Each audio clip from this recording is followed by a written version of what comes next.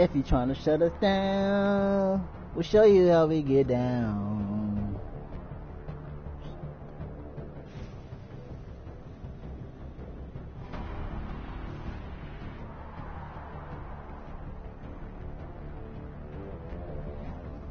Select broadcast.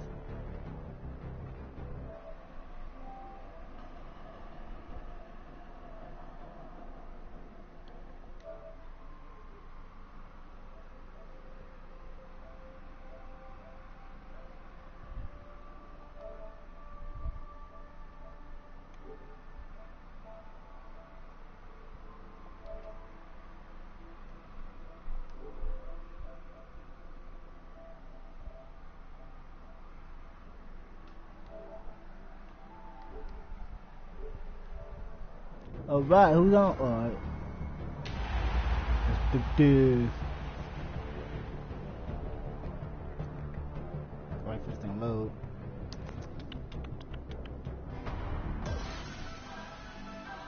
Breaking news. I'm breaking news. Turn up. I'm breaking news. I'm at the pearly gates, but they won't let me in. I told the devil, I said, Okay. I ain't trying to see. Pray to the Lord that he let me in. Where opened up? Oh, she started. Alright, there you go.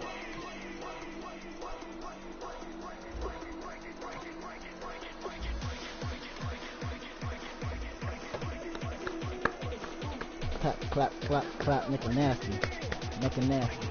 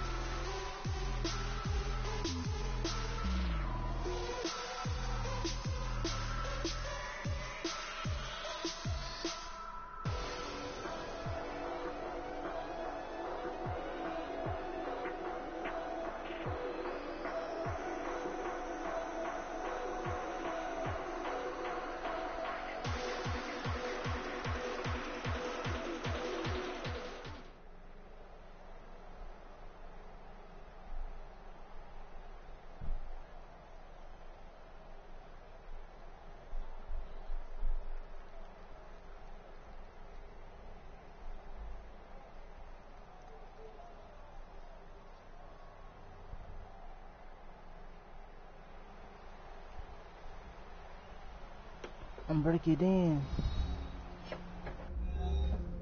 Come on, already?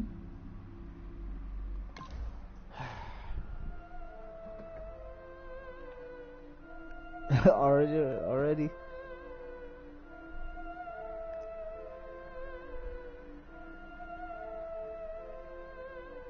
Yeah, I've been killing it. Yeah, I've been hard in the paint, not a single assist. Yeah, I've been flicking that wrist. Yeah, I've been that with this. Yeah, I've been killing it. Yeah, I've been hard in the paint, not a single assist. Yeah, I've been flicking that wrist. Yeah, I've been that with this. Yeah, I've been killing that. Yeah, I've been flicking that wrist. Yeah, I've been killing that, flicking that wrist.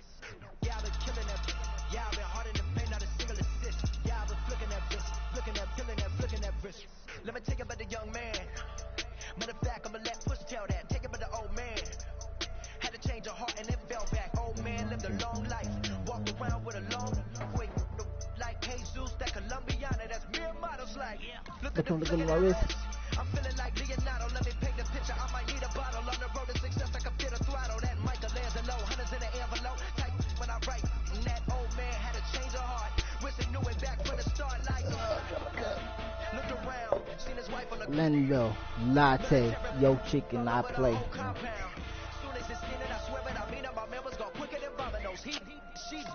And you hear from find someone. Have a tantrum.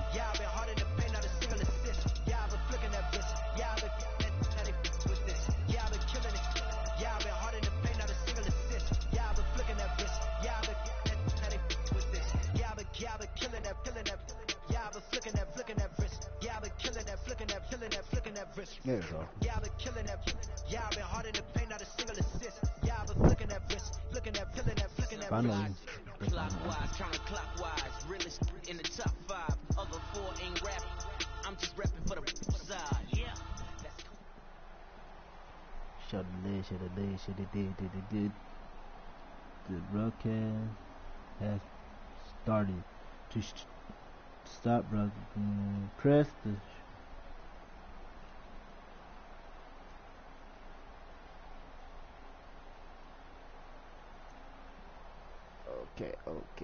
Okay.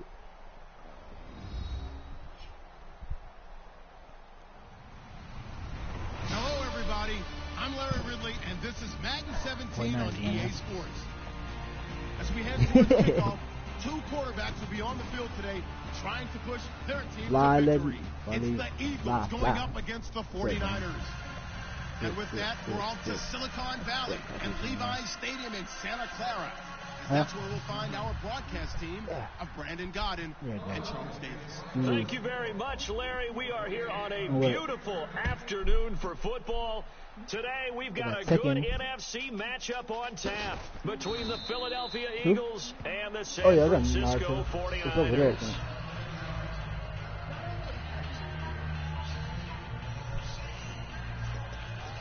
You see it? You found it? Huh? Martin? And it's down there over there? Damn it. Just hold Naruto.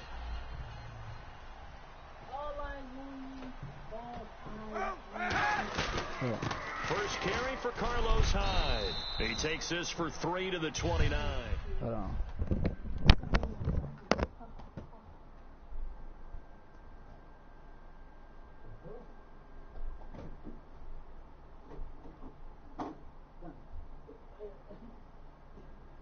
Let's do this. Okay. Play. Okay, I'm ready now. The starting 11 on your screen now, and the one we discuss is Torrey Smith. Fans. You would do worse than to just call long pass plays and throw it to Torrey Smith. He can certainly take the top off of any defense. They run it again with Hyde. And able to stay on his feet past the 30 to about the 33-yard line. Defensive side of the Eagles, here they are, the starting 11. And you were telling me before the game, taking this from your knowledge bank, that if they need to improve anywhere in 2017, maybe in the secondary. Is that right? I think you're right on that one, because I think they're very happy with Malcolm Jenkins and Rodney McLeod down the middle as the safeties. But they'd love to make an upgrade at the corner position, because if you're playing in the NFC East, there's some guys who go out and get the football. And then I think up front, they're looking for a bigger year from Fletcher Cox. He's their bell cow on defense, a defensive tackle, defensive end. They need to have that all-pro season from him again in 2017. And the offense lining up 1st and 10.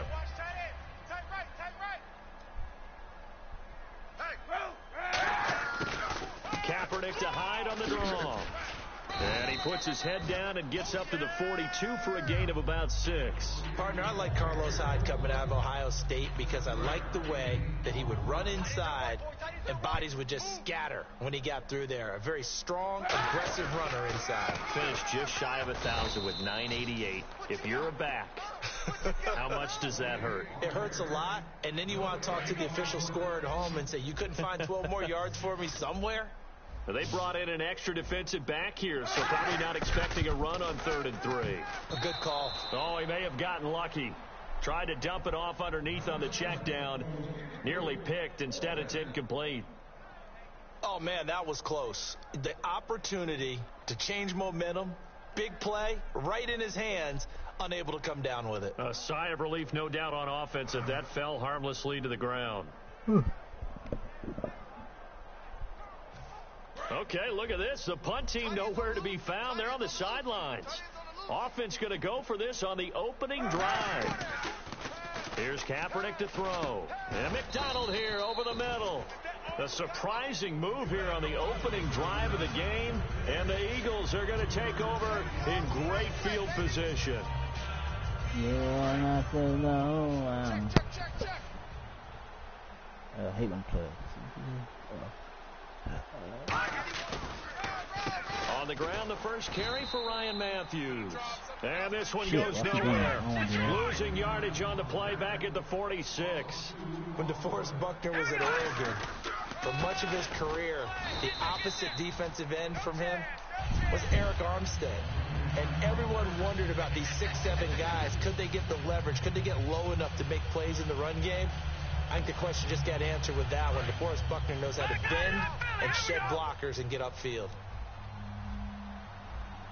And they'll add a DB in the secondary here on 3rd and 14. He's going to loft one deep left side here. And incomplete. He can't hang on. Would have been a nice catch. Instead, it brings up a 4th down. And when all else fails as a defender, when you're not there in the coverage, your best friend is exactly what we saw there. A big play shot taken by the offense. Unfortunately, it ended in a big drop. Oh, it's a wobbler here. Here's Curley. Well, not good at all. Punt of just 24 yards there. And the offense will come back onto the field for the 1st and 10. And San Francisco gets set to go here. And this offense last time turned it over, went for it on 4th, didn't get it. They're lucky, though, because no points against the team on the board, but we'll see how they respond. Yeah, they've got to get a lot of credit to their defensive teammates, don't they? They had their backs on that last series, and because they did so, that allows the coach to still stay aggressive on offense and maybe go for it again in a similar situation. I was going to say, maybe makes that offense feel good when you know you've got a defense making stands like that. Yeah, that'll loosen up things a little bit, won't it? Maybe you'll play a little bit better the next time you have the ball. To throw, Kaepernick. Oh, hit as he throws there, incomplete. It's a tried and true formula, and I don't think it'll change for as long as we play football. If someone's trying to throw the ball and you can put pressure on them and make it tough, that's only going to help your defense. Yeah, he's since being hurried. He got rid of it before taking the hit, but incomplete. It'll be a gain of 8, but it'll also lead to a 4th down. Obviously, they didn't get everything they wanted on that completion, but they put themselves in a spot where you've got to at least think about going for it. I know where we are on the field, but still, you've got to think about it, don't you? Running for it. Here's Hyde. Boy, a curious decision to go for it. Doesn't pan out. And the Eagles are going to take over in great field position. Philadelphia getting set to take the field. And the last drive, their first drive, 3 and out. What changes here, if anything? I think it's making sure the guys that you trust the most with the ball, the biggest playmakers you have, that they tried for the tight end, Ertz, and it's intercepted. Picked off by the veteran Antoine Bethea. And he'll return it to the 24-yard line. Out on the field now, here come the 49ers. And last time they were very fortunate, this offense. They went for it on 4, turned it over in their own territory, but the other guys held up. They didn't give up any points. So how about the guy with the #1 headset on the sidelines, the head coach? That was planned going into it, not necessarily to not get the first down or to have the defense have to hold up. But he trusted his defense. Trusted his defense very much, and I think that's how he's going to play this game. Go for it. Be aggressive, because I've got the Wild Bunch backing me up over here on my own sideline. Now we'll see what his offense can do.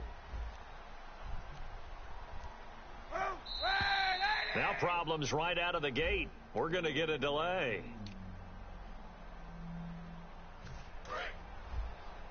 Let's go, D. Big series right here. We got to step it up. Kaepernick going to throw. Kaepernick hit. Fumble. He lost the football. And fortunately for him, he's able to get it back, but it will be a loss on the play. Well, that was a big oops right there. But how about his ability to correct it? Loses the football, able to get it back himself. Yeah, pounced right back on it, keeps possession. So after nearly turning it over, new life here for the offense on 2nd down. Hyde, the lone man in the backfield. To throw, it's Kaepernick. Looking here for Smith downfield. Oh, nearly picked. And maybe lucky there. This guy doesn't drop many defensively. 3rd down. Tremendous coverage there. Just did not catch the football and complete the interception. But what do they say all the time? If he had really good hands, he'd be playing offense. Now Kaepernick. He's going to take another shot here. It got his man complete. 20, 10, touchdown, 49ers. Torrey Smith, 84 yards, and the Niners have taken the early lead. As a fan, is there anything prettier than a well-executed post route? No, it's a thing of beauty, especially when it's done like that for a touchdown. The throw, the catch, and how about the run after to get it to the end zone? And following the touchdown now, it's Bradley Pinion on to kick this one away. On the return, it's Kenyon Barner. And not a bad return here. He gets it out to the 25-yard line. Philadelphia getting set to take the field. And last time wasn't pretty. One play and an interception. We'll see if they can do better.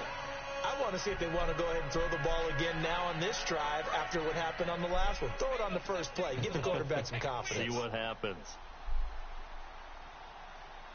Hurry up, here we go. 3-19. Detroit. They begin the drive with Ryan Matthews. And he is met at the line of scrimmage, and he goes down right there. Call it no gain on the play, and it'll be second down. Yeah, I think the blitz there really disrupted the draw. Yeah, and it's usually when you catch them in a blitz, the draw works pretty well. If you're the offensive coordinator right now, that's visor throwing time, isn't it? Because that's supposed to work in a big way. Back live with Charles Davis. I'm Brandon Gaudin. It's the Eagles with the ball here to begin quarter number 2. They've got it 2nd and 10 to start things out.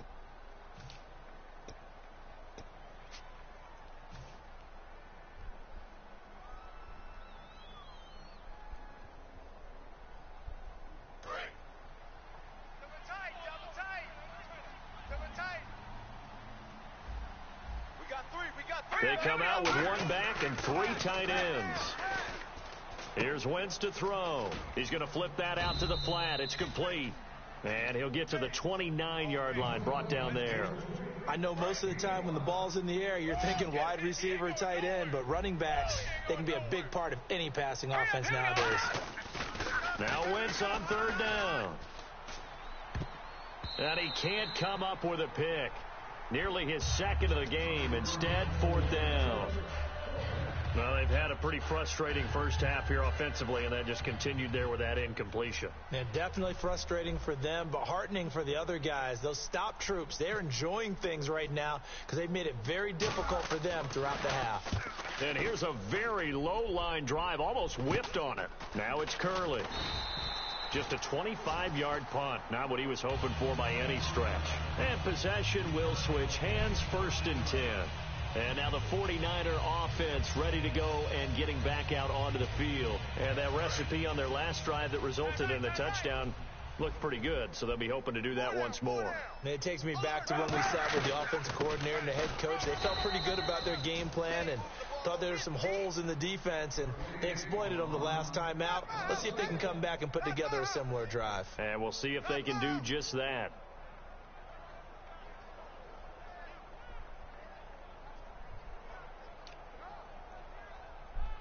And the offense behind the chains here a touch on 2nd and 11. One receiver left, 2 to the right. From midfield, here's Kaepernick. Out to the flat for Hyde. And he'll be brought down at the 45-yard line. It's a gain of 5, and they're going to have a 3rd down. And with his size coming out of the backfield, usually takes more than an arm tackle to get him down. That's why they like to get him involved in the passing game. No doubt about it. You saw him running that angle route there and catching the ball. And with his size, not often thought to have hands, but we're hearing that more and more. Guys are doing a better job of catching the ball at any size coming out of the backfield because they need to be a full part of the offense. So in the 2nd quarter, he's already up over 100 yards receiving now. And isn't 100 the magic number for a really good game for a receiver? So he's got a chance to really shatter that and have a profound effect on this game. And it pops free. The collision there jarred the ball loose and brings up 2nd down. We know it's not an easy job to go out and catch passes when people are trying to tackle you and knock the ball away. But the bottom line is that's a pass he's got to have and a pass he should have caught. Kaepernick again here on 2nd and 10. Oh, and a bad throw there. It's intercepted. Picked off by Rodney McLeod. Philadelphia getting set to take the field. And still no points on the scoreboard. You're coming off of the 3 and out. They're just looking for anything to grab onto right now, aren't they? I'm wondering if someone's going to take charge in the huddle. You know, we always look to the quarterback, but sometimes it's another player on the team, a star, a veteran, someone with some excitement and energy. It's like, all right, guys, let's shake things up and let's go, because they still have an opportunity to make things happen. Shake it off. And he's brought down, but not before they get it across the 20-yard line. I know throughout his pro career, Ryan Matthews has been injury-riddled. But the best part of his game to me is his ability to break tackles and run with power and physicality. And a prime example of that right there on that play. And Selleck here, left side. And he's brought down, getting this one up to about the 35. Give him 12 yards on that one. It earns him a fresh set of downs.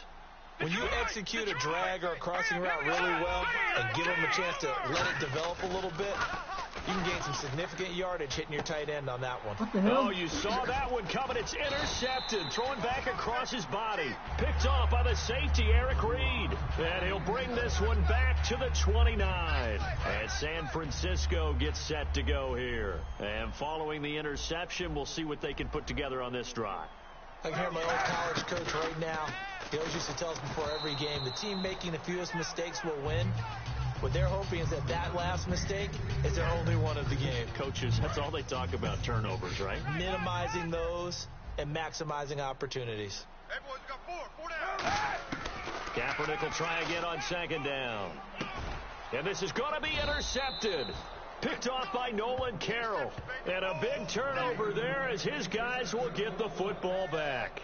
Philadelphia getting set to take the field. And following the interception, just any interception, are you a little bit more cautious when you start that next drive, or no, you just throw that out the window? I think you are. I don't think that there's any way you can run back out there and go, totally didn't affect me. Let's just go ahead and be loose with the football again. You're going to take care of it, but you have to be careful about being too cautious, because now you can't run any offense at all. Still want to attack. We'll see how they attack them here. Watch it now, Barney. Leopard. Here we go. On second down, here's Wentz. And for Come the on, third that's that time here in this bullshit. half, it's intercepted. Picked off by the All-Pro, Navarro Bowman. And his guys will take over at the 30-yard line. And San Francisco gets set to go here. And 2 picks thrown here in this first half alone. We'll see how that affects him. Can't wait to see where his confidence is, because the great ones, they'll throw 4 or 5 picks. And for the third time here in this half, it's intercepted. It's the linebacker, Michael Kendricks. And he'll get this back to the 32-yard line. Philadelphia getting set to take the field. And last time, 1-play interception. So this offense, they should be fresh. That's a good way of putting it. And I can't wait to see what they decide to do with play calling, because a 1-play drive where you throw an interception, a lot of people would think the very next time out, run the football, don't give them a chance. Maybe play action? I think maybe you go play action, show your quarterback, get a little confidence in him, and let him fling another one. One thing I know from experience is that when the deep ball is thrown and you're the defender, you've got to fight that little bit of panic that emerges. You've got to play the ball really well. It's a 50-50 jump ball play, and guess what? They took a shot. How are you going to win it? And in this case, they managed to get it done. On second down, Ryan Matthews. And he will lose yardage here to the 31-yard line. He lost 2 there, and it's third down. Third down and 12. Partner, we're into the second quarter, and I guess you can kind of look at it both ways. The offense, they've got to figure out what they're going to do, because they haven't scored any points.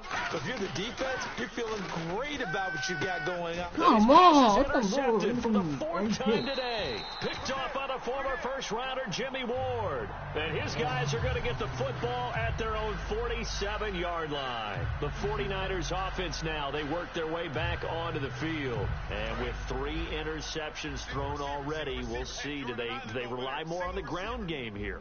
They may have to change things offensively to try and settle things down, not just for the guy throwing the ball, but for the rest of the offensive unit, because his confidence has to be shaken a little bit. And you just wonder, is the backup going to start to warm up a little bit over on the sideline? First down and 10 now for the offensive group.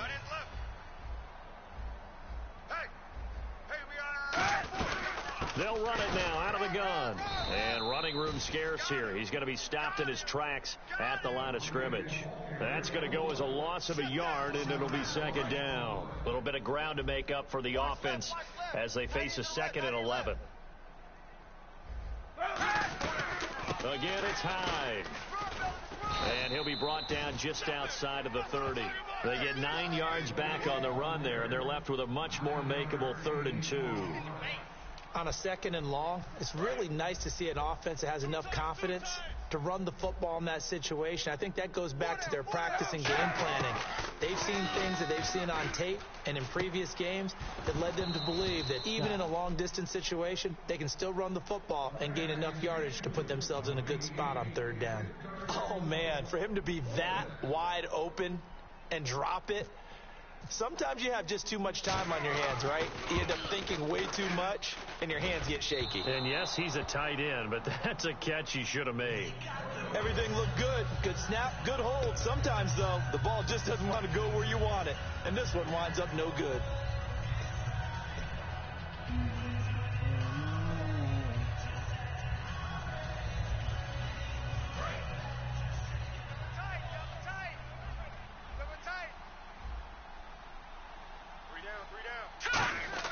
Trying to shake off the interception from the last drive. He'll look to throw. And this is Selleck here with a grab. That one good for 10 yards. And that'll make it 2nd and a foot or so. Seeing that play and understand just how tough it is to cover tight ends, especially the ones running around the NFL nowadays, makes me glad I didn't make it in that league. I would have had a really difficult time. But now you get to... And he's going to go down. Couldn't get a throw off with the pressure. Maybe that was for the best, as that brings us to the end of this first half of play. Welcome back. Charles and I settled into the booth, ready for quarter number 3. And how about this right out of the locker room? An onside kick attempt.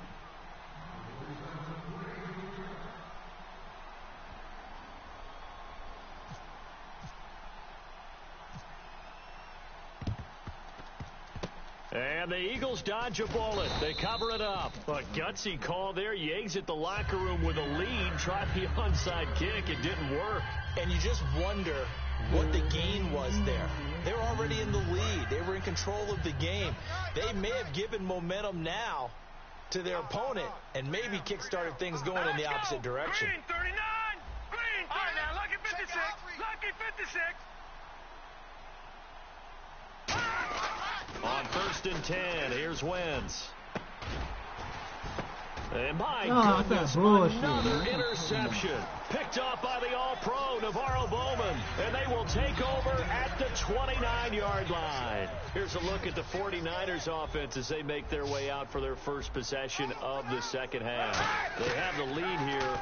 Well, we talk a lot about pregame. And his pass is intercepted for the 4th time today. And he takes this one back into the end zone. And the Eagles defense gets a pick 6 TD. Short throw pick 6 right there. Those linebackers, they love when those short throws come and those eyes get real wide, don't they? How about the anticipation on the play? Reading, reacting, and then the ability to catch the football and take it in the opposite direction. So a tie ball game here as the kick's away. It's a short kick, taken at the 15. And he'll take it past the 25 and up to the 28-yard line.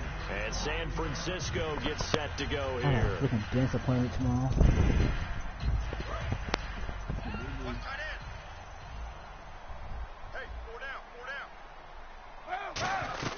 So after the INT, it's Kaepernick. He's going to loft one deep. And now here is another interception. Picked off by Rodney McLeod. And they have possession, and they have it at the 38-yard line. Philadelphia getting set to take the field. The interception woes, they just continue to mount. He's thrown 5 picks. At this point, you got to be thinking, is it something between the ears? I think a confidence hit does occur once you start getting those numbers up there a little bit. But as you and I both know, it's not always just one guy's fault. Maybe somebody ran the wrong pattern. Maybe some balls were tipped. It could be so many different things. Bottom line, though, it comes back to the guy throwing them.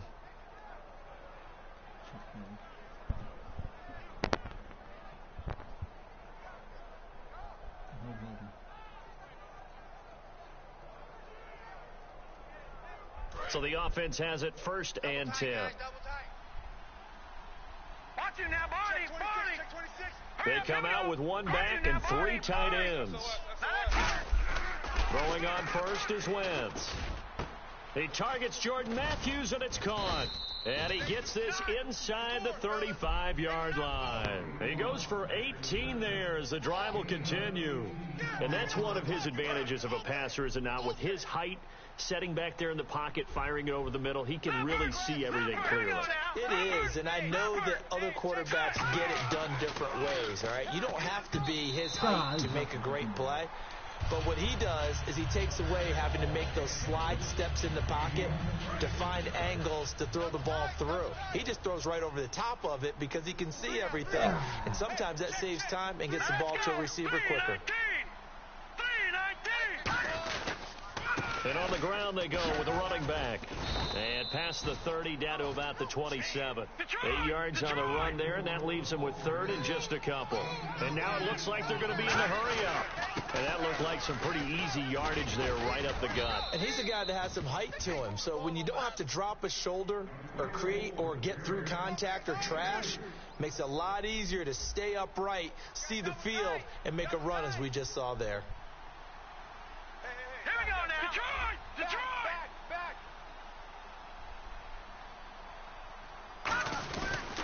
They'll give it to him right up the gut. And a short gain here down to the 22. 2 yards on the carry there. It'll be 2nd down.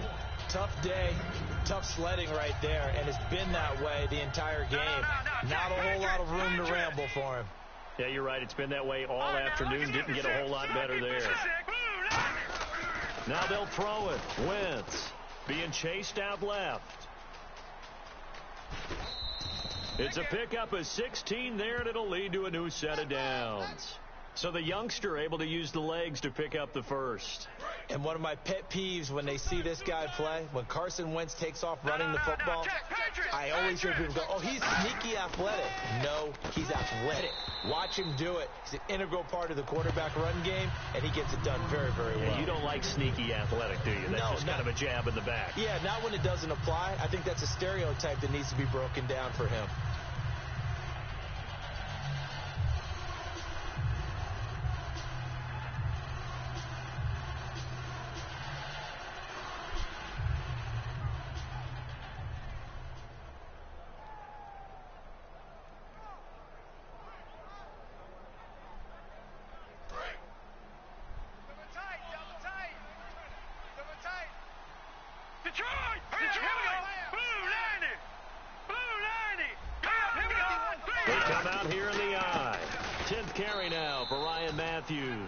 And there just continues to be nowhere to run. He's bottled up again at the line of scrimmage. And now they're in the hurry-up. Now whistles come in. We're going to get a timeout here by the offense. It's just their first, so 2 remaining as they burn one here in this 3rd quarter.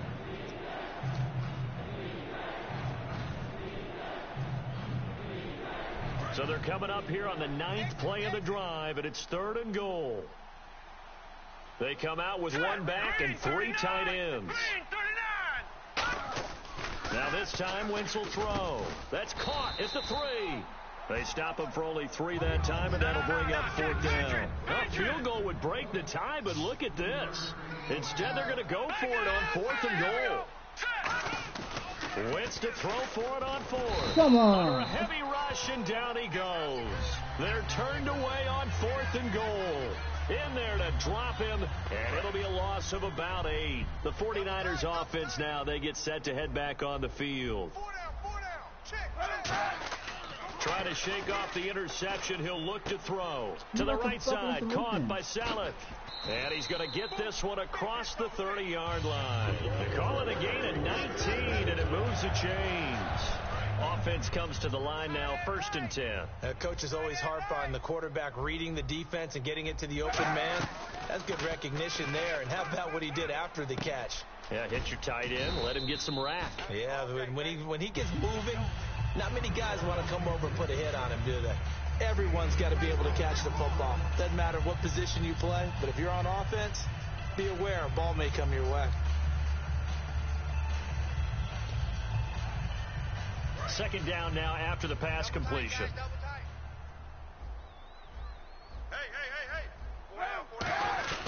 Attempt carry for Hyde.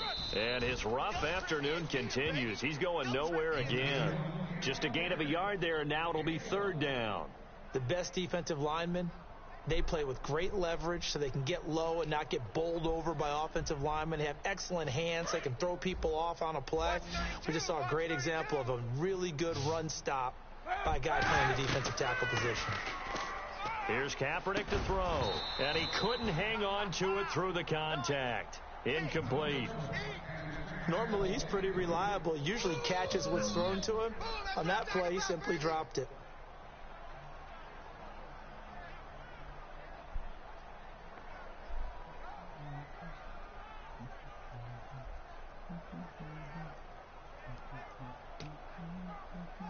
And no move to get the offense off the field. They're going on 4th and 5.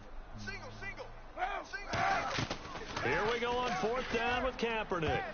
And it is incomplete. So certainly an interesting call there to go for it. And the Eagles are going to take over in great field position. Philadelphia getting set to take the field. And last time they had it 4th and goal, rolled the dice, didn't get it. Now they've got to put that behind them, try to put together another drive. As simple as tip of the cap, a nod of the head to the defense. Congratulations, you got us last time. But you didn't hold us the whole time. We got down to position. We were able to be in position to score. Let's go ahead and attack again. Continue to have that kind of confidence. Not worry about the one play that didn't allow them to get into the end zone. And this time they'll be trying to get it into the end zone. Oh, no, I'm trying to. They come out with one back and 3 tight ends. Damn, he's going to find his way that? forward here for a modest gain. Give him 4 on the ground there. They're now left with 3rd and 6.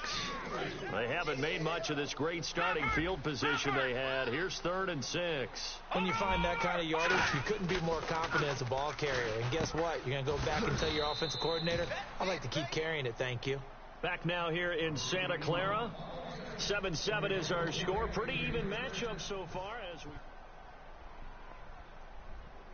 Fresh set of downs here.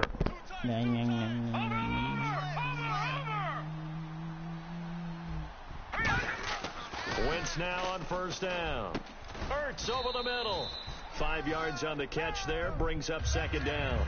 Well, clearly one of his advantages as a passer is his height. Sit back in the pocket, fired over the middle. That makes things tougher defensively, doesn't it? It really does, because your goal is to move the quarterback off his initial spot when he gets his drop back completed. But when you have that type of height, he can stay in there. If he's willing to take the hits and just fire over the top, which saves him time and actually completes a play a little bit quicker than it normally does for a quarterback who has to slide and find open space to throw. A pretty good coverage there, and both of these defenses, they've had good coverage throughout this one. No doubt about it, and in today's NFL, where we're used to a bit more scoring, this feels almost like a well-pitched game in baseball on both sides, where the tension continues to build. Who's going to make the big play? And he'll have the 1st down, getting this one to the 14-yard line. On 3rd down, that's a good job of situational football and understanding where the 1st down marker was and getting there. On 1st down, Wentz. And incomplete, a drop there in the middle 3rd of the field. That'll bring up 2nd down. So incomplete on 1st. Let's see what 2nd down has in store. Slants are so tough to cover because everything happens so fast. But sometimes it happens too fast for the guy catching the ball because all this... And he'll take it into the end zone for an Eagles touchdown. Ryan Matthews taking it in from 14 yards out. And the Eagles have taken the lead. And there the counter play proves successful for the touchdown. What typically makes a counter play in general successful, Charles? But what you're trying to do, Brandon, is to get the team moving in one direction, meaning the defense, get them going in one direction, and then wall them off with your blocking and bring it back in the other direction. Now a hit and a loose football. Shit, man, none of my dudes never around when I try to make a touchdown. That was nearly disaster. And the way that you coach these things, you want to make sure you have eyes towards the return guy. because you want to make sure that the catch is secured. A lot of teams do that. They have at least one guy. Okay, you're responsible for making sure he secures the catch. He's not always the one that makes the recovery, but he can always sound out the alarm. Hey, ball's on the ground. We've got to get it back. And he'll be taken down, but not before he gets into enemy territory. Of course, the catch was nice, but how about what happened after? You're able to stay on his feet and gain all that additional yardage. So many of these slot guys, I think, have running back in their background. First down, a run with Hyde. And he's brought down. Give him 11 yards that time and a new set of downs. Well, so much for him being bottled up throughout the day. Finally finds a way to break through and get a really nice gain. The defense had felt great about what they had going. Now they've got to turn their attention to getting it back in that direction. Can they bottle him up again? Because I'd say after that run, confidence is pretty high for him. Torrey Smith, the intended receiver. And now it's second down. While an incomplete pass certainly doesn't look like a good play, for the guy throwing it today, as many interceptions he's thrown, he's got to feel a sigh of relief that the ball actually hit the ground and didn't go in the other direction. He's got his guy. It's Patton over the middle. 8 yards on the completion, but now they face third down. In today's football, where receivers break tackles, make people miss, get upfield for the extra yardage, when you see a play like that where it's caught and he's dropped on the spot, that's a big-time play by the defense. Offense coming up, needing 2 yards on third down. They'll run it. Here's Hyde. And he's able to pick up the first down here before he goes down at the 26. I don't know about you, but that almost felt like old-time football there. 3rd and 2 is not necessarily just a running down anymore. A lot of times they want to throw the ball. They went back to the roots and powered forward and got the first down. Now a play fake here on first down. Give me that. One out there incomplete. Vance McDonald, the tight end, was the target. And that'll bring up second down. And leading here late, so a chance for the defense to really close out this game if they can halt the offense. It's always tough for the guys throwing the football when they think they've got a completion and the ball's almost there, and then someone sneaks a hand or two in and bats it away. And incomplete there. A nice hit. Jars the ball free and brings up third down. Now play number 7 of the drive as they're looking at a 3rd and 10. On 3rd and long, it's Kaepernick. He's going to flip one out here to his running back. And he takes it down to the 13 and picks up the first. There are a lot of tough routes to try and cover. When you see a runner come out of the backfield and run this angle route, looks like they're going to the flat, and then they put their foot in the ground and cut back sharply inside, not easily covered, and then when they catch it, good momentum built up by them as well. And able to pick up the first. So here we go, 1st and 10 now.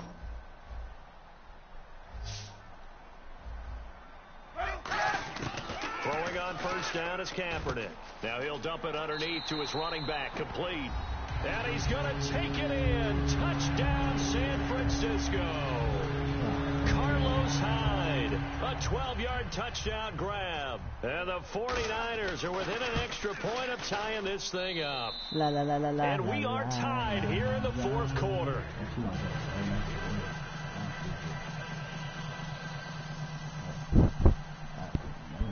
So here comes the kickoff now, all even here in this 4th quarter. This fielded a few yards into the end zone.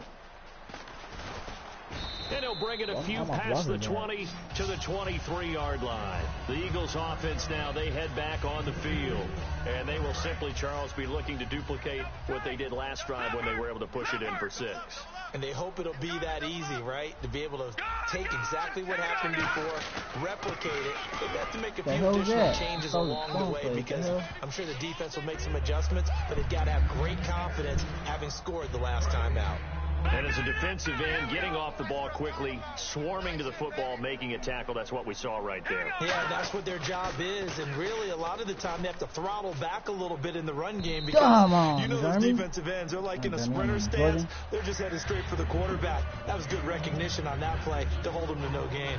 Well, they haven't had a whole lot of success in the passing game here. Now, in the second half, he's thinking, I guess maybe just take a shot deep. I think you're right. Almost looking for a bailout, isn't he? Can my receiver go up and make a big play for me? Can I create a penalty downfield, maybe pick up an interference call and get that yardage downfield? Anything trying to get going again, but you're right. He definitely took a shot.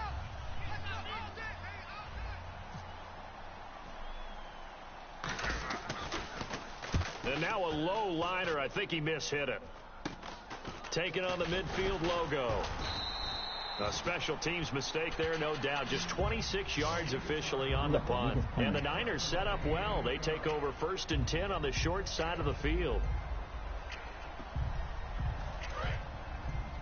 Hey, got tight left, tight ends left. 4 down. Now Kaepernick. Caught outright by Patton. A good pickup there. 8 yards on the first down completion. When you see zone defense and you know you've got a drag route on as your primary call, you've got to be really careful as a passer about how far you let your guy go because he might wander into some tough coverage. On second down, Hyde.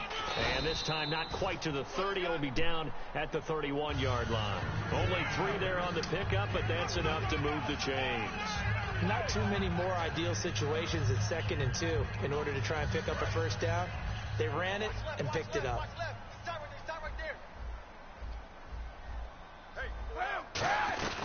They run again with Hyde on first. And he's swallowed up right near the line of scrimmage.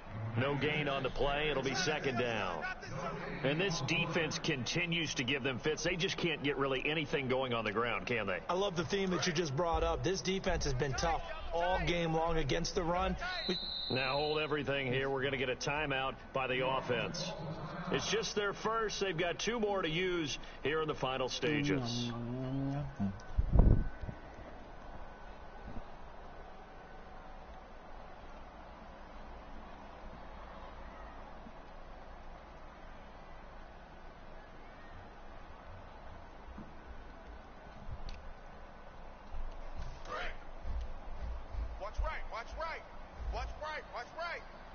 One receiver left, 2 to the right.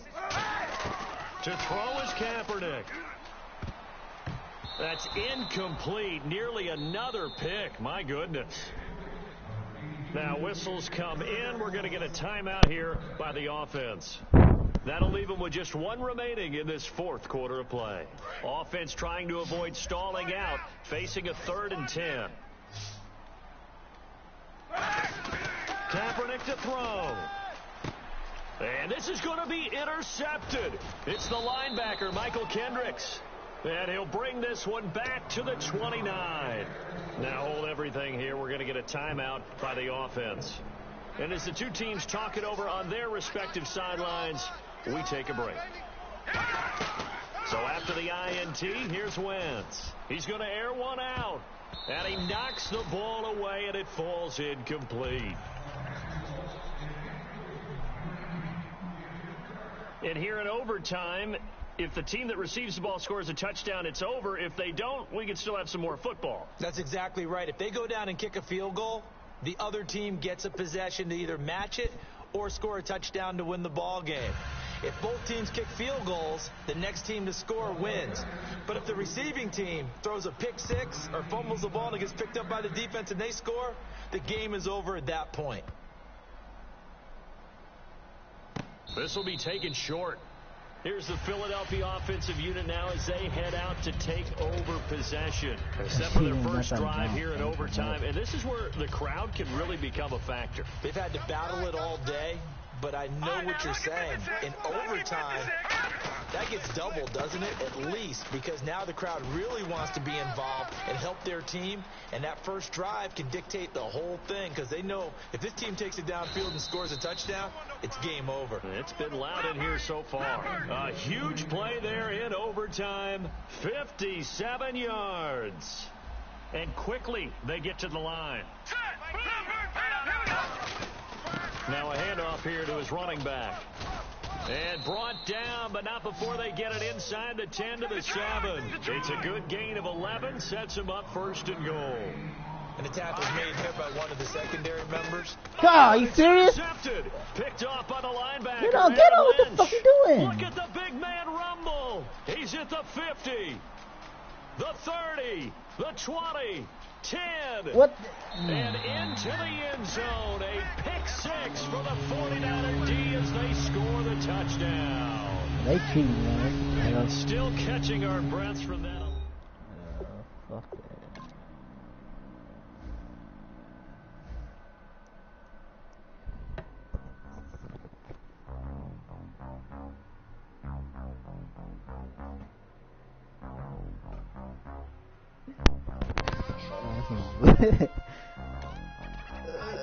It's the roof on fire. Yeah, we got the roof on fire. Yeah.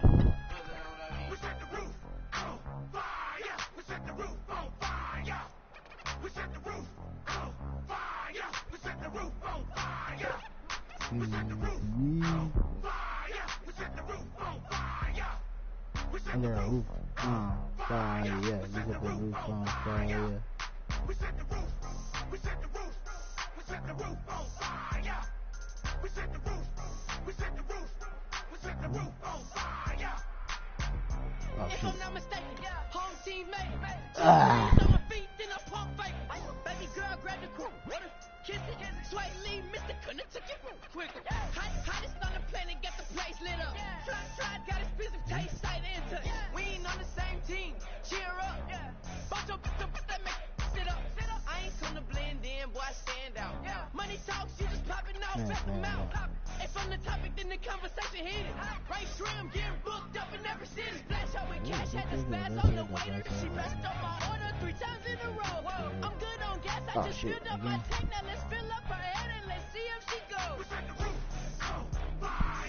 We set the roof on fire. We set the roof on fire. We set the roof on fire. We set the roof on fire. That shit is me. We set the roof on fire. We set the roof on fire.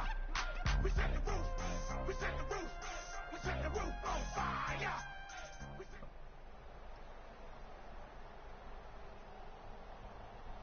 Hey, my foot stuck against the coat.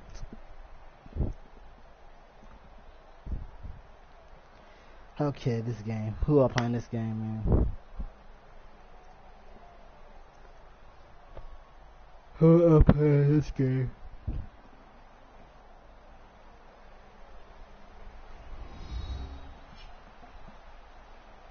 Damn. He's fucking. Hello, everybody. I'm Larry Ridley, and this is the NFL on EA Sports. Two teams will need their quarterbacks to step up and lead their offenses on the gridiron today. It's the Eagles going up against the Giants. With that, we're up to MetLife Stadium in New Jersey as we bring in the two men who will call our game, Brandon Godden and Charles Davis. Thank you very much, Larry. We are here on a beautiful afternoon for football. Today, rivals square off in the NFC East, and we've got a great matchup between the Philadelphia Eagles and the New York Giants.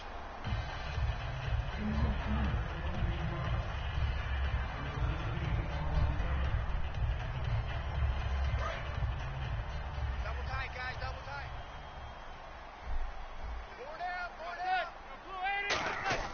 Throwing on first down is Manning.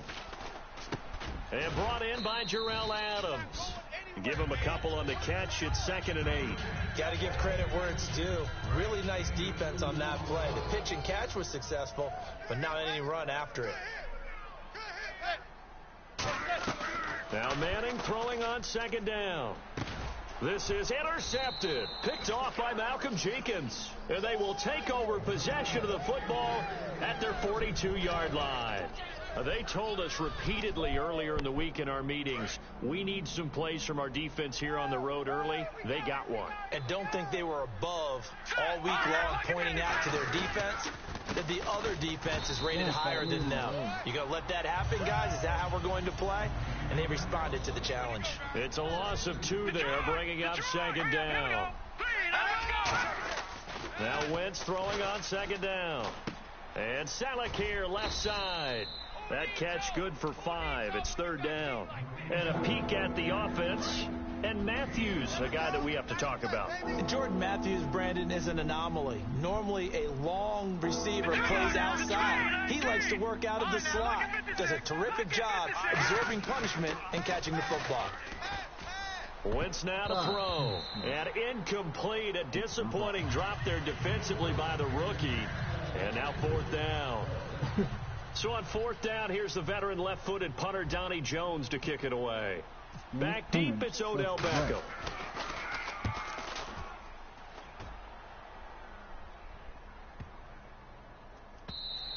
And that'll hit at the 5 and go into the end zone for a touchback. Here's the Giant offense now making their way back out onto the field.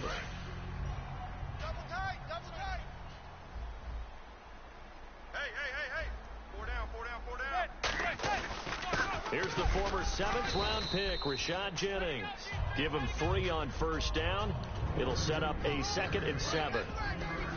Offensively, the starters for the New York Giants, and one guy that's definitely hoping to stay on the field more this year, Victor Cruz. And they would love to have him on the field. Just 6 games played over the last 2 seasons, starting with that horrific knee injury. And then when he came back last year, had a calf injury that sidelined him for most of the season. He's trying to get back in form, and the Giants would love to see that. And just a small glimpse there as to why they like this rookie so much. And that's why they lit up a little bit in our meetings with the coaching staff, didn't they? When we talked about him, they did. Yeah, you know, they like his work ethic. You know, this guy's running every route well in the route tree and getting better at it all the time, really honing his game. They expect a pretty good jump out of him as things continue to move on. Throwing now is Manning. It's caught. Shepard. And he's able to get the first before he's taken down at the 36. I feel like Eli Manning has just gone from downfield bomber to a guy who can complete everything. He can hit him underneath now, can't he? Yeah, we just saw that there with that pass completion. The maturity of a veteran taken with the defense will give him. They'll put 2 receivers left, 2 to the right. On 1st down, Manning. And almost intercepted. It would have been his 2nd pick of the game. Instead, it'll be 2nd down. And we peek at the defense now for Philadelphia. Michael Kendricks is an inside linebacker who can roam sideline to sideline and make plays.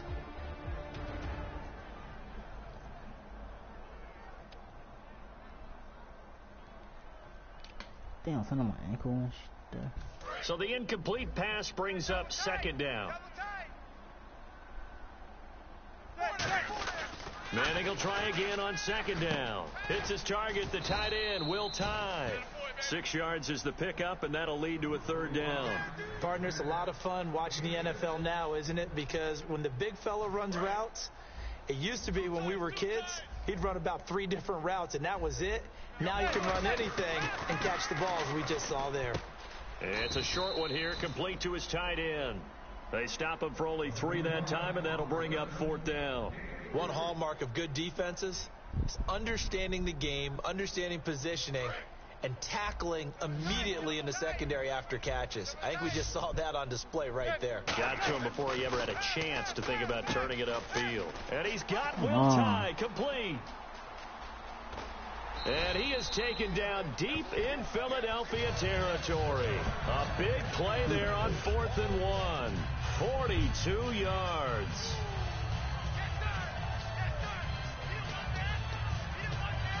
And now a 1st down following that long gain. Possible run anticipation here as the D-line sandwiches together. Into the red zone now. Manning. That's going to be caught at the 10-yard line. Here's a nugget, Charles, on OBJ. This year he had 101 catches. Now 288 for his first 3 years in the league. That ties him with his former LSU teammate, Jarvis Landry, for most catches for a receiver in their first 3 years in the NFL. And just think about it this way. LSU is known as a running back factory as well. So wide receivers coming into the league and doing the damage they're doing, absolutely incredible. But I do know this. OBJ will tease his former teammate and say, don't forget, we're tied, but I missed a few games my rookie year. If I played those games, I'd be way ahead of you. 9th play coming up here on this drive. This is 3rd and a yard. Alongside Charles Davis, I'm Brandon Gaudin, and it's the Giants with a football here as we begin quarter number 2. And they're driving, but they come up on a 3rd and short here. 9th play coming up here on this drive. This is 3rd and a yard. Manning to throw on 3rd and 1. This will be caught at about the 5.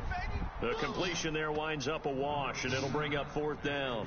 If you're going to pass down here, you better get that in the end zone. I agree with you totally, and as we both know, the field's already condensed. There's just not a lot of space, so you've got to create some by getting some people downfield into the end zone.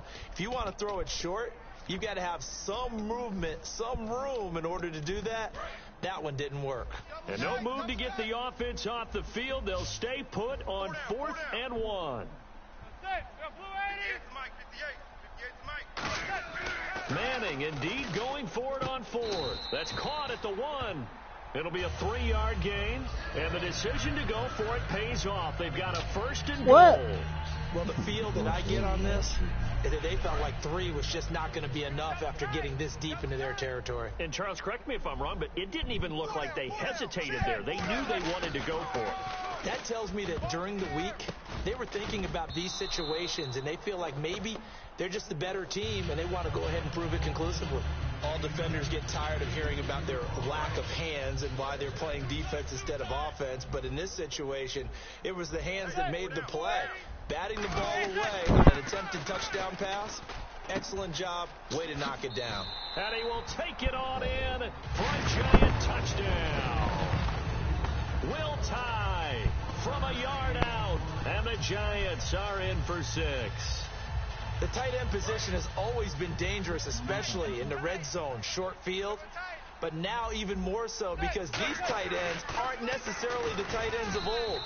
They're the rocked-up wide receivers who have a little bit more speed. Way harder to cover than before. After the touchdown, it's Robbie Gould now to kick it away. This will be taken very short. And a good return as he'll be stopped just shy of the 30-yard line. Philadelphia getting set to take the field. And a 3-and-out on that first drive. We'll see if they can do better here. They should have a better opportunity because the nerves should be settled now. That first series, everybody goes out with a little extra emotion. So now they get a chance to go back out and say, okay, now we're into the game. Let's go play and play as best we can. You almost get a mulligan then on that first drive? Sometimes it actually serves that way. You get a second opportunity. Nothing big happened. But then again, you didn't commit any mistakes either. Off you go. Let's expand on Ryan Matthews for a second. He has a couple 1,000-yard years in his back pocket. This season, 661. Did have a career-high 8 touchdowns, but where does he fit in to the Eagles' offense going forward? That's going to be an interesting question that has to be answered by Philadelphia, by Doug Peterson, their head coach, because he was truly their lead running back until a fumble at Detroit. I think that nowhere to go here. He lost the football. On plays like this where the ball comes free, it's often unusual for the team that lost it to get it back, because this is the quarterback. The ball gets away from him. Everyone else is trying to execute what they're supposed to do on offense. They're usually looking in the other direction, downfield, or have moved away from him. In this case, though, a teammate is able to come up with the ball. Only 29 yards on the punt there. Definitely not his best. And the offense will take over with a new set of downs.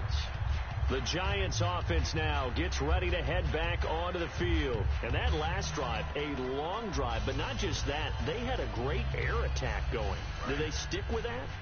I would think that they would, because if they were confident enough to do it on the last drive, starting backed up in their own territory, why would you change anything? They've got to be confident about what they're presenting and continue to do so. Yeah, because the secondary, they really look clueless.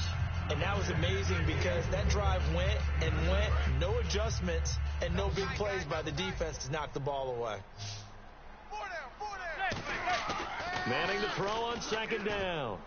Over the middle, that's caught by Adams. And he'll get it down here to the 43. 5 yards is the pickup there as that extends this drive. Completion was given up, but that's why you play zone defense, so that you can have people around the ball when it's caught, and you don't give up much run after the catch.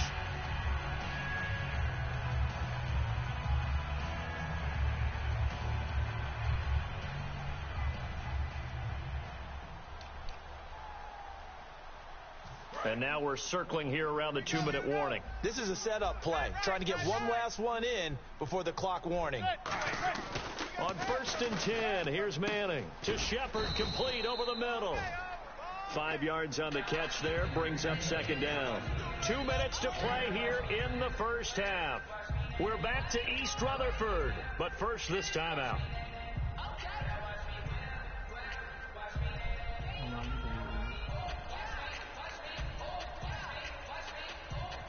So we've got a 2nd and 5.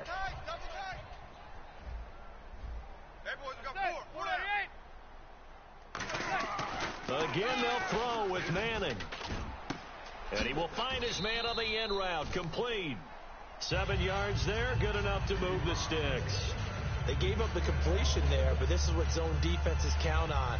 Catching the ball and not much run after the catch.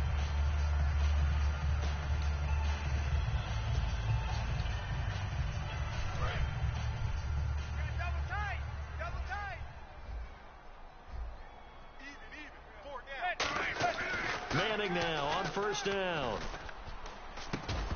He couldn't quite hold it. Got hit. Ball pops out. Incomplete. It looked like they had something there, but I think that he was thinking about running with the football before he actually hauled it in, and that led to a big drop.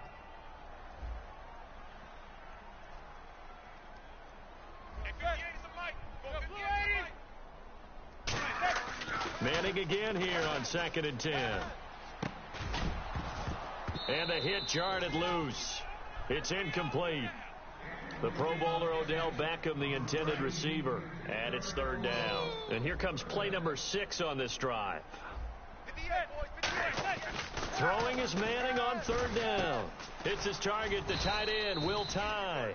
The completion good for only 6, and that'll bring up 4th.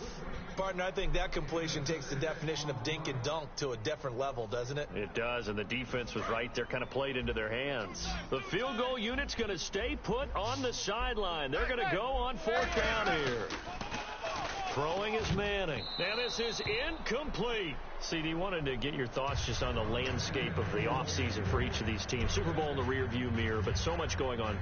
People look at the draft a lot, but there's a lot more that goes into the offseason for these front offices, is there not? It certainly is, and then even before we get to the draft, you start with the combine. You know, that's held in Indianapolis every year, and you have about 350 of the top prospects coming together to get their physicals and interviews and on-field performance, and all that will get evaluated along with their game tape. And then you've got the free agents. All right, that starts, I believe, in early March, where now the free agents can start moving around to different teams. So your team's starting to take a little bit of shape there, free agency, because then the draft's coming up. You're trying to put your team together with new draft picks, have everyone start to move in one direction. And then you have the OTAs and minicamps. We get to see them on the field for the first time, and we start to get a better idea of how these teams are going to look when the fall begins.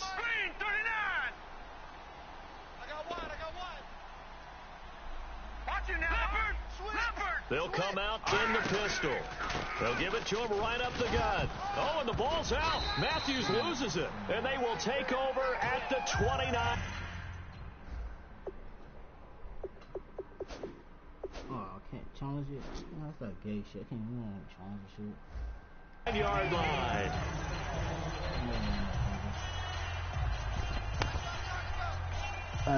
Yeah. Oh, I didn't want to challenge it. They cheating.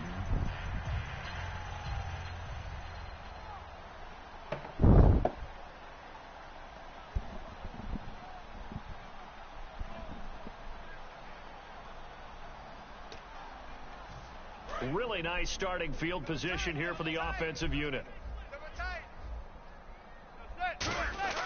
So the fumble recovery, and now Manning. It's a short one here, complete to the tight end.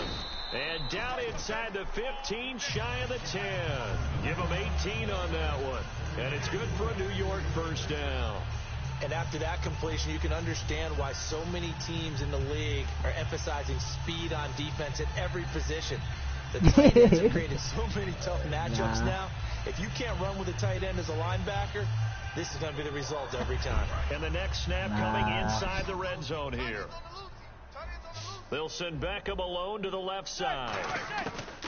Throwing on first down is Manning. And it pops free. The collision there jarred the ball loose and brings up 2nd down.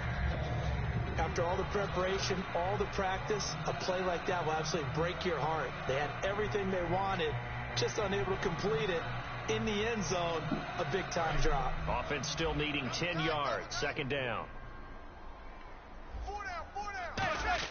Back to the air on second down. It's Manning. That's complete right around the 8.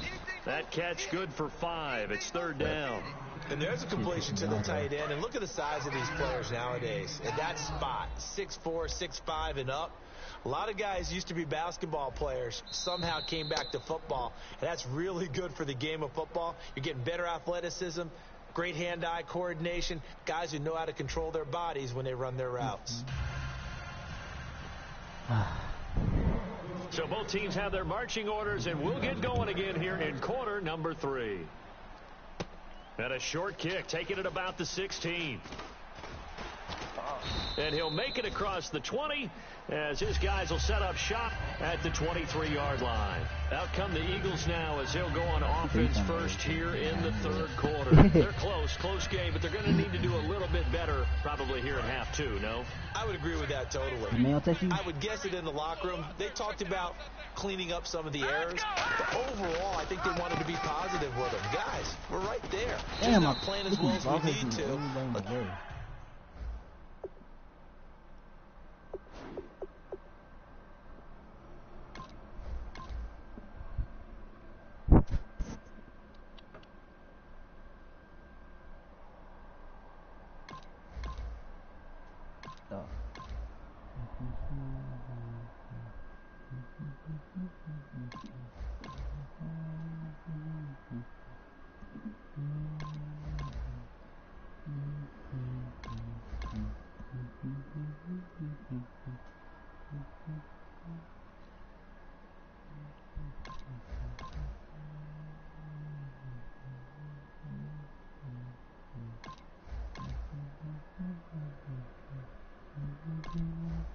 Pick it up, and we still have a chance to win this game. Yeah, they do. We'll see if they can pick it up. I know again. Tight on this side, boys. Tight on the left. Tight on the left. Move. Hurry up. Here we go. And to give this time to the tailback. Oh, nice move. 7 yards on the carry. Make it 3rd and 4 coming up. But you got to give kudos to your offensive line and the guy carrying the ball because they were in a 2nd and long situation. It seemed pretty dire, but they brought it back to 3rd and manageable with that run. So the offense needing 4 yards. It's 3rd down. 4 down. 4 down. Now let's go. Green 39. Green 39. Now it's the all-purpose back. This is Darren Sproles. And he is going to lose yardage here. Losing 2 yards that time, and now it's 4th down. Brandon, that play typifies what we've seen from the offense all day long. They've had no success getting things going. I think for the offensive coordinator, he's got to go to that side of the play sheet that says try something different, try some specials, something they haven't seen all day to try and get this offense kick-started.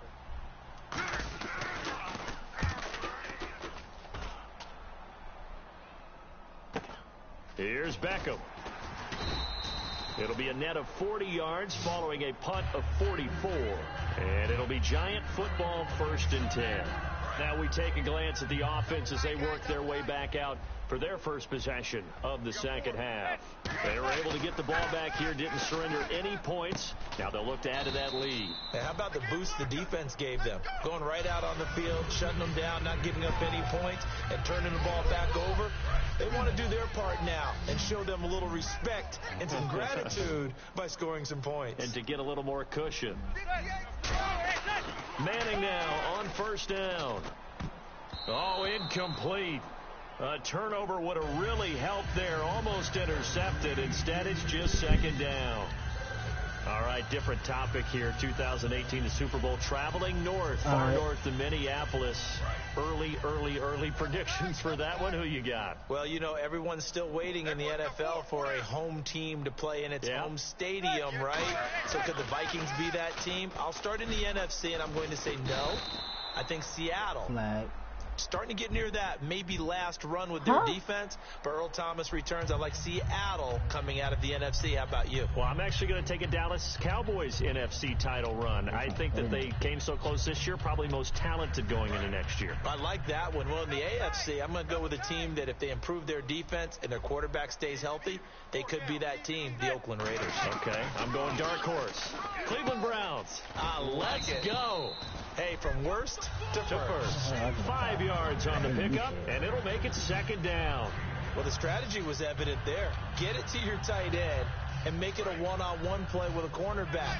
Who's usually going to win that one? The tight end, but not there. Not in this situation. How about the corner defeating that logic and making a really nice tackle?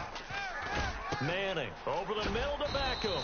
And brought down, but not before they're inside the 25. Well, that's the Kickstarter right there. Eli Manning finding his guy, Odell Beckham Jr. Yeah, it's a deadly combination, isn't it? It really is, but what really makes it work is just how unflappable Eli is with his demeanor, able to maintain his calm and his poise, because we know OBJ, he can run pretty hot and get excited out there. Sometimes just one-handed grabs for him. It doesn't matter what it is. Just throw it up there. He'll go get it. Manning now on first down. And incomplete. He dropped it in the end zone. My high school coach, John Ford, used to say all the time, if you're in a bad situation, laddie, don't compound it with a bad decision as well. And I think that's what we just saw there. Harassed in the pocket, and he throws into double coverage anyway. He called you laddie? He called me laddie, and that was the nicest thing he called me.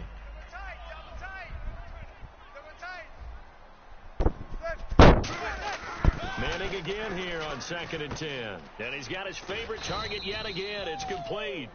The reception good for 7. It's third down. And here comes play number 6 on this drive. Manning going to try and throw on third down. It's his target, the tight end, Will Tye. And he will have the first down inside the 10 to the 9-yard line. Well, they've had a great, impressive drive going here, and that pickup ensures the drive continues. And not only do you continue the drive, which is demoralizing for the guys on the defense side of the ball right now, but you make your own defense happy. They're able to get a little more rest over on the sidelines while this one continues downfield. I'm wondering if the same thing went through your mind as mine. When I see a big man like that make a catch, all I keep thinking to myself is, big man with football. Look out, everyone. He may not juke you a whole lot, right? He may not run past you because of his size. You're talking about a guy weighing in the 270 range. But, boy, once he gets his mitts on the ball, he's going to be tough to bring down. They're knocking on the door as they come to the line here on 3rd and goal from the 1. Welcome back now here in East Rutherford. It's the Giants with the football and also the lead as we get set to start quarter number 4. They were held out last time. Here now is 3rd and goal from the 1. Manning to throw on 3rd and 1. And that is caught. He's got it for a Giant touchdown. Will Tye, a beast in the red zone with his 2nd touchdown of the game. And the Giants add on to their lead. So they're going to go for 2.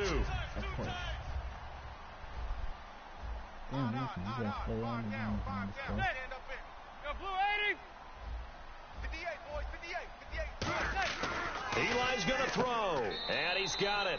So the 2-point conversion is good, and they add on to their 4th quarter lead.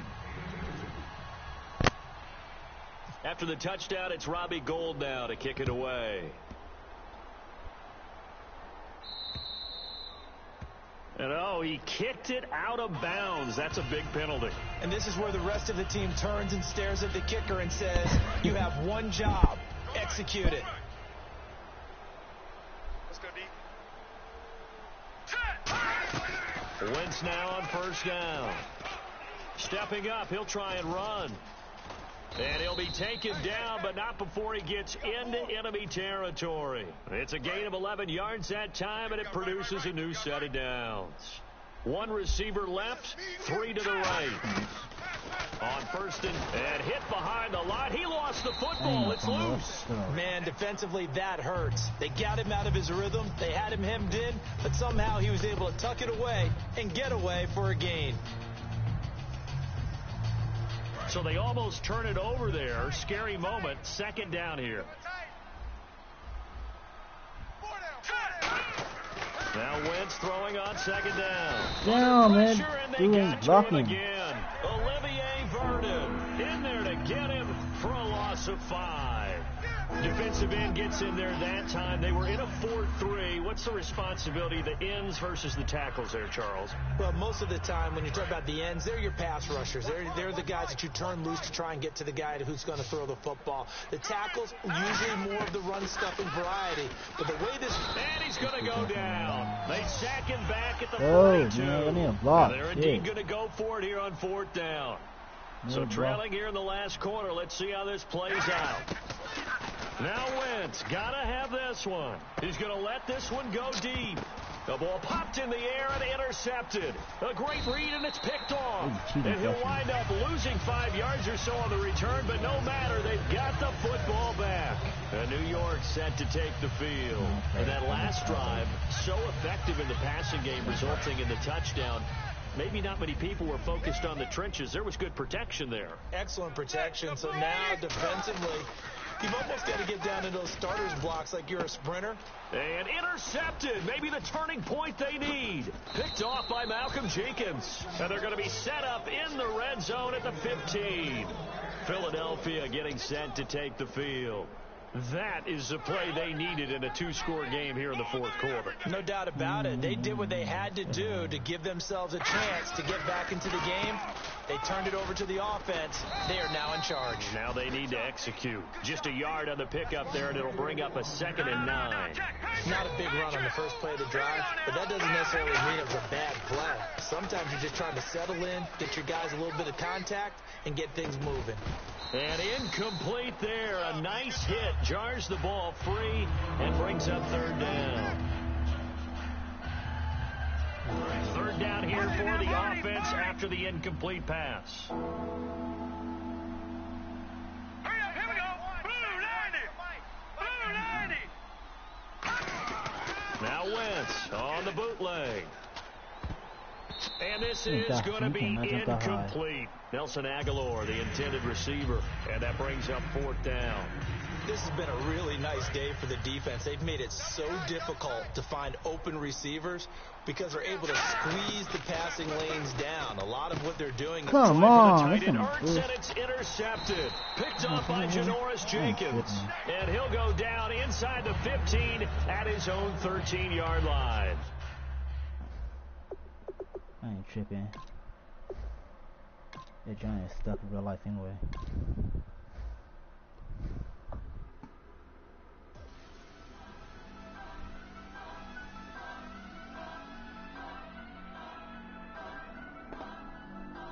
I'm going in. I'm breaking in. I'm at the pearly gates, but they won't let me in. I told the devil, I said, I ain't trying to sin, yeah. I ain't trying to sin, yeah. Pray to the Lord, Daddy, let me in.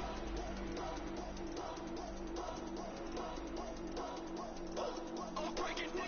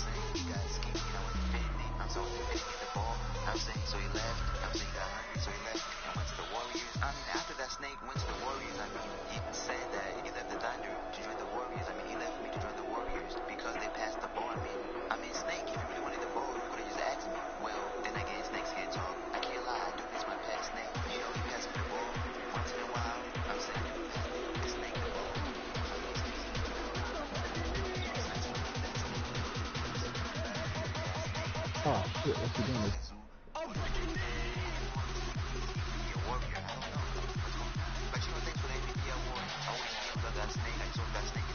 I heard that this snake won the 2017 NBA Finals. They won the ring finally, so I mean,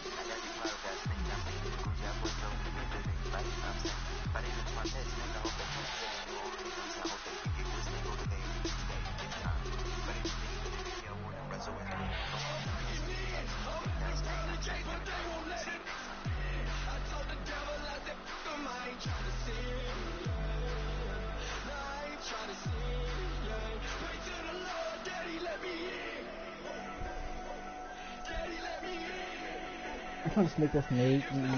Where's the channel? All bad.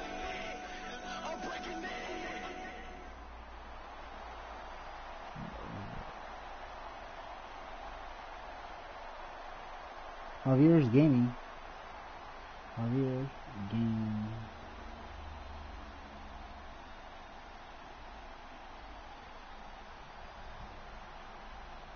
Yeah. Okay. Let's do this game. Come on. Let's get this game over here. Hello, everyone. I'm Larry Ridley. You're tuned into the NFL on EA Sports. Why? As we head towards kickoff, two quarterbacks will be on the field today trying to push their team to victory. It's the Cowboys going up against the Eagles. For the call, let's send you up to the broadcast booth, where we'll join our commentators, Brandon Guyton and Charles Davis. Thank you very much, Larry. We are here on a beautiful afternoon for football. Today, rivals square off in the NFC East, and we've got a great matchup between the Dallas Cowboys and the Philadelphia Eagles.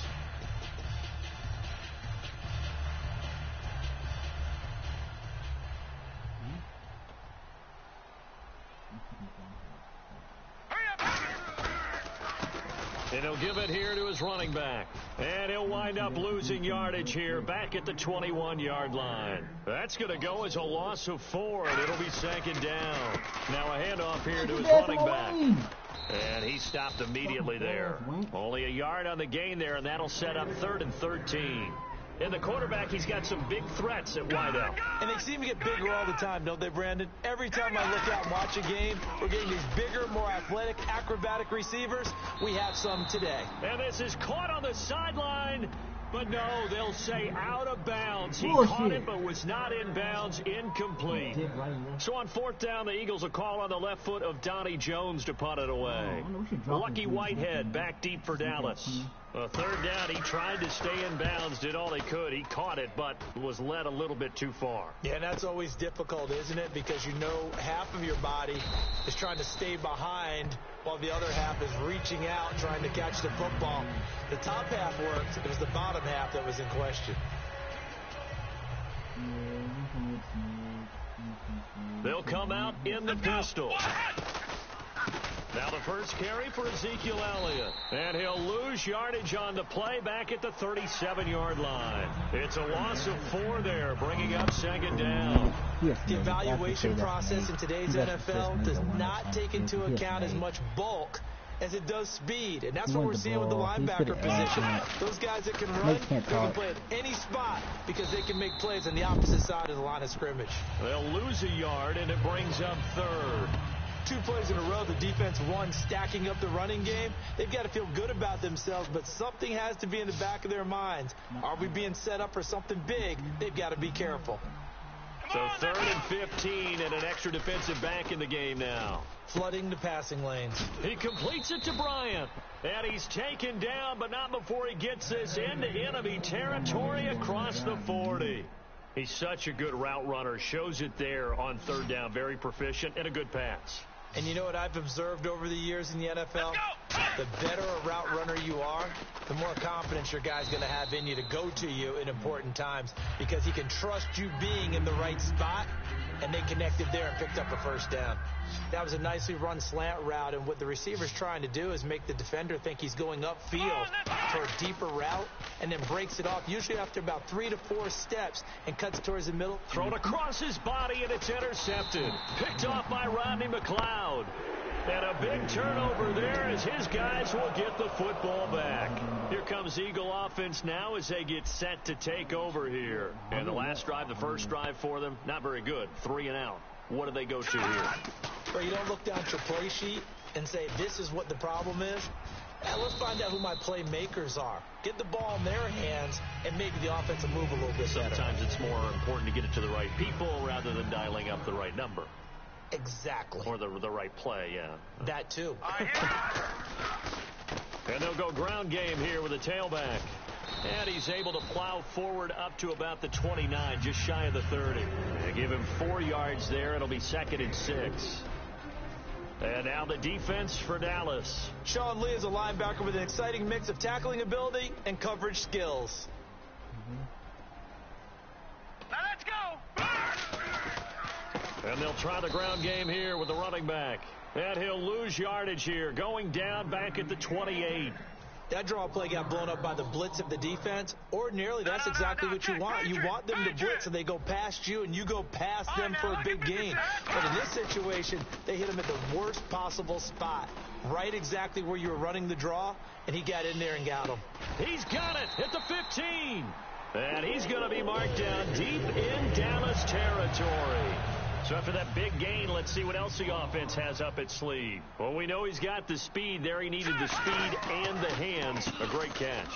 And because of that speed, you have to respect it as a defender. So you have to either play off or make sure you're somehow in contact with him. And he's able to do exactly what you said. Use the speed to his advantage and go up and get the football. That's a big-time play right there. And they still need 8 yards for the first here on second down.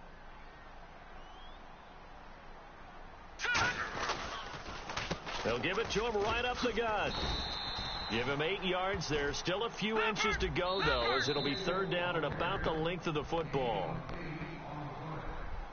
Back live with Charles Davis. I'm Brandon Gaudin. It's the Eagles with the ball here to begin quarter number 2. They're on the march, but facing a third down here.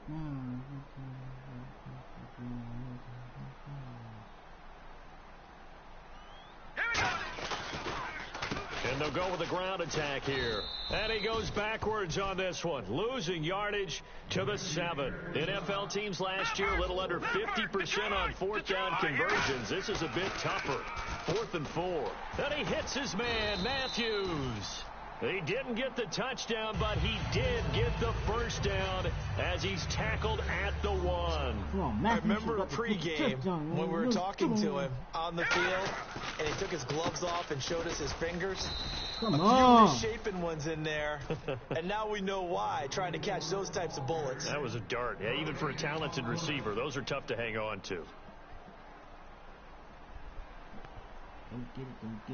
They come out here in the eye. And he's in. Front Eagles touchdown. Carson Wentz taking it in. And the Eagles are able to cash it in for 6. So with 2nd and goal, still had a couple of downs to work with. They tried to sneak, and they got in. I like the idea that they did it early in the down and distance count. 2nd down as opposed to waiting later on. I think it fooled them a little bit, but how about the push they got up front to get the quarterback through? Big push and a touchdown to boot. Now it's Lucky Whitehead on the return. And he nearly broke that for more, but as it is, they'll start this drive at about the 37-yard line. And now Dallas gets set to take the field. Looked like they had something going last drive. Then the interception happened. Will they recover? The memory they need to keep with them is that they did have something going. They were moving the ball on offense, had a nice sequence going. Don't worry about the other part. You can't get that back. Let's go back to what you were doing well before. I thought you were going to say they need to have no memory, but remember the good part, forget the bad. I like that even better.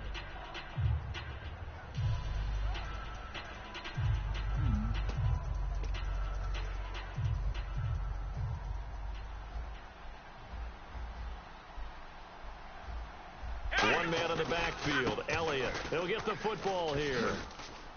And he'll be brought down just shy of midfield at the 49-yard line. Partner, I know you call the play-by-play, but you know your ball. If I throw these numbers at you, all right, 6 yards shy of 2,000 of total yards from scrimmage for a rookie running back. What do you think? Sounds like me in high school. Sounds like you doing it, right? It's really fascinating in what he was able to do. The thing for me, though, he did that as a rookie. Where do you go from here? I mean, can you keep going up from those numbers your sophomore campaign? I think that you can. He's had examples of that preceding him in the NFL. Some guys who are in the Hall of Fame right now. Remember, he had 16 total touchdowns because it's not just his ability to run it. He can catch it out of the backfield as well. No one plays harder than this guy does, down in and down out. I think he's just going to keep getting better. They come out here in the eye. They'll try and run for it with Elliott. Call it no gain there, and it leads to a 4th down. And he had a nice play there from his free safety position to hold him to nothing. And, Brandon, remember when the free safety was always back away from the line of scrimmage? That's changed. Has that changed in a big way? The way we see it now, they're almost mirrors between the free safety and the strong safety. One will be up, one will be back, or sometimes both will be in the same spot. On that play, the free safety was there, no gain. Well, you mind if we go off topic for a second? No, you know I like to do that randomly.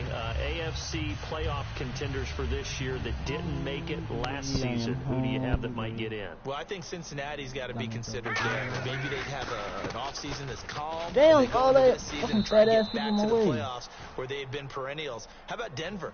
Yeah. Remember last year they didn't have the quarterback to start. Trevor Siemian played pretty well overall, but maybe they can get solidified there and ride that strong defense right back into the playoffs. I'm going to give you a couple a little bit off the pace. Indianapolis cannot afford to squander Andrew Luck, one of the better young quarterbacks in the game. Looking to hit Matthews, but it's intercepted. Picked off Byron Jones. And he will take this across midfield and down to the 48-yard line. And now Dallas gets set to take the field. And this offense last time turned it over, went for it on fourth, didn't get it. They're lucky, though, because no points against the team on the board, but we'll see how they respond. Yeah, they've got to get a lot of credit to their defensive teammates, don't they? They had their backs on that last series, and because they did so, that allows the coach to still stay aggressive on offense and maybe go for it again in a similar situation. I was going to say, maybe makes that offense feel good when you know you've got a defense making stands like that. Yeah, that'll loosen up things a little bit, won't it? Maybe you'll play a little bit better the next time you have the ball. And Beasley with it over the middle. A really nice pickup of 14 yards, and it moves the sticks. And they're going to speed things up here. Never make the mistake that the slot receivers, especially the little guys like we're watching here. Trying here for Bryant, and it's intercepted. A great read, and it's picked off. And he will return this one to the 30-yard line. And Philadelphia ready to get going on offense again. The rookie picked off the rookie. And guess what? They're pretty familiar with each other. It's not like when I was growing up and the dinosaurs were roaming the earth and you heard about a guy somewhere. Now they run into each other at camps, going through high school ball, recruiting, college games, all-star games, you name it. A lot more familiarity with each other. And after the play on the ground, that brings up second down here. Now they'll run on the draw. And he'll get this up to about the 38-yard line. 2 yards on the carry there, and it's going to lead them to third down. And on third down, the Cowboys bring in an extra defensive back. And they're going to hurry back to the line now. They go play action for Matthews. Now Wentz. God, you fucking dropped the ball. The contact made the ball roam free and brings up fourth down. Third down is the down. Both sides know they absolutely have to win. And the name of the game for the defense is pressure on the quarterback. But pressure on the quarterback with contact, that's how you end up winning it. Fielded just inside the 30. And just a 30-yard punt that time. And out will come the offense as they take over. And now Dallas gets set to take the field. And with time quickly fading here in the second quarter, not sure how aggressively, offensively they want to play this. I think we'll find out just how much they trust their guys in this situation if they decide to take a shot. A glance back at 2016 for Dez Bryant. 50 receptions, under 800 yards, had 8 touchdowns. What do you make of the season that Dez had? Well, remember, it started with Dez injured, so it took a little while for him to get started. I'm going to make a bold prediction for you. Would not shock me at all if he doubled his catch number next year and darn near doubled his receiving yardage total. Because if he's healthy all year long, they're going to want to take some pressure off of the run game themselves. And Dak Prescott in his seconds. That's caught inside the 20. A gain of 39 that time. Now whistles come in. We're going to get a timeout here by the offense. It's just their first, so they'll have 2 remaining here before we get to halftime. And you see the clock almost empty, so this is likely the last play in the second quarter. Come on, let's go! Final play of the half, Prescott. And for the third time here in this half, it's intercepted. Picked off by the linebacker, Nigel Bradham. So we've hit intermission. It's halftime. This is the NFL, and it's a presentation of EA Sports. Both teams appear ready for the fight ahead, and we resume action here in quarter number 3. And it's a short kick, taken right around the 19. And a nice return sets him up pretty good here at the 30-yard line. Out come the Cowboys now as they'll go on offense first here in this third quarter. And 3 interceptions in this game. And I would have to think, I wasn't a quarterback, but number 4 is kind of, oh, you're like, oh, man, I can't throw 4. No, what's interesting is, what do the coaches decide to do now? Ezekiel Elliott gonna take it the distance. Past the 20.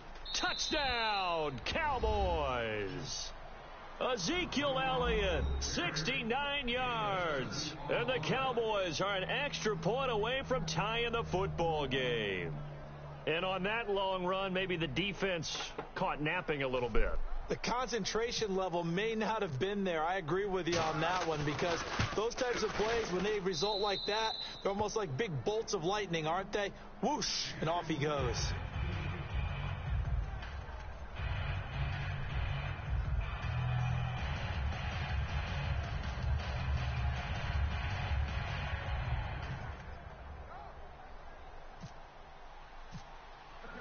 Nothing separating these two teams on the scoreboard as the kick's away here. And that'll carry over the back line of the end zone for a touchback. So here are the Eagles now as they get set for their first possession of the second half. And a tight game after punting last time. See if they can get something going on this drive. As they head to the field now, with the game this close, you've got to feel there's a sense of urgency for them going on offense right now. But they have to do it without letting panic creep in and affect their play. They'll come out in the pistol. They go play action here on first down. Sliding out of the pocket. Now on the run. He'll throw it back deep over the middle. Jordan Matthews, the one he was looking for. And it's second down. Well, they went for the big play there, but that drop could really hurt their momentum. Again, we'll see the pistol here. Wentz to throw on second down. And complete to Zach Ertz. A good pickup there at 22. I know exactly what's going to be said about that play from the defensive perspective. What's that? That's why I tell all you guys we need more than one tackler to the ball. He broke the first tackle. Luckily enough, there were more people there to get him down.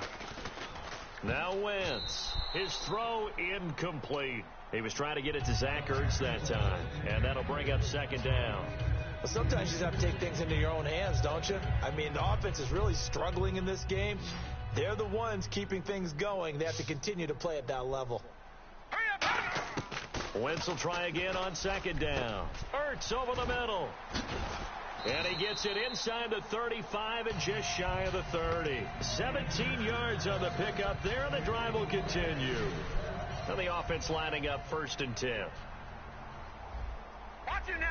Another pistol look here. On first and 10, here's Wentz. He's going to wind up and air it out. Oh, he had 6 points in his hands there. Couldn't hang on. Second down. In this situation, it's really tough to figure out how to defend because they have plenty of room to still take deep shots at the end zone as they just did there. Yet at the same time, you've got to be ready for the short throw. In this case, when you see the cue that they're going for the end zone, retreat and make sure you have a way to play forward, back towards the receiver, and have a chance to bat the ball away as they did there. First down and 10 now for the offensive group.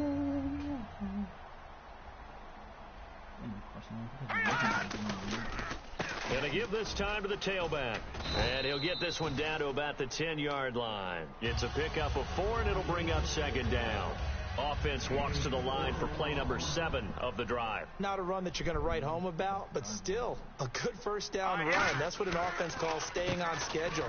3 to 4 yards on first down, you're set up very well for the rest of the drive. Call it a gain of a couple, and that's going to leave them with a third and about 5.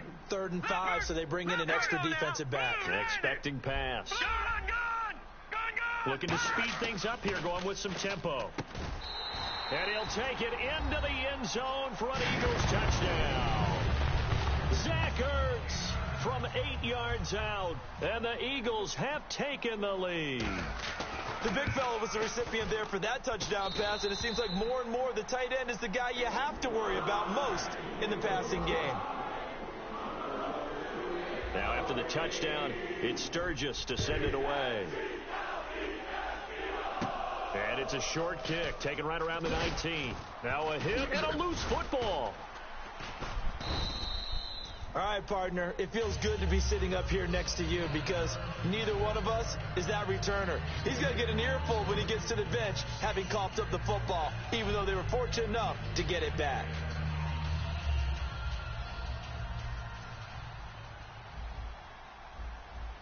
Let's go!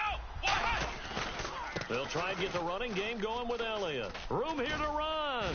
And he'll be tackled at about the 35. A good run there on first down, and it'll leave them with a 2nd and 2. First play of the drive, let's give credit all around. Excellent blocking, but the guy carrying the ball, he was the finisher. A really nice run. Now Prescott, a dump off to Elliott. And he'll bring it up here to right at the 40-yard line. They get 5 out of that one, and it moves the chains. Looked like a pretty good, safe play right there. No, he's had trouble with the interceptions in this game there. Hits his guy out in the flat. Yeah, so many times we hear quarterbacks and offensive coordinators talk about in your progressions, you're either throwing the touchdown or you're throwing the check down. But earlier in the game, it was touchdown or interception. Now he got to the check down, a nice safe throw, and a good one.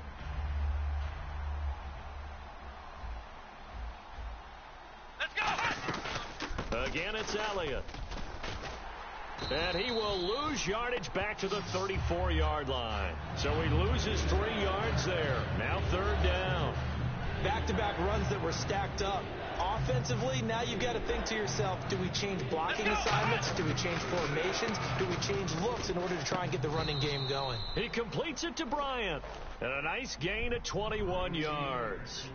He went full scale, loose, flexible, finding a way to catch the ball in some traffic for a key first down. Yeah, really a nice job of adjusting to the ball in the air. Not the most accurate of throws, but able to adjust and make the grab.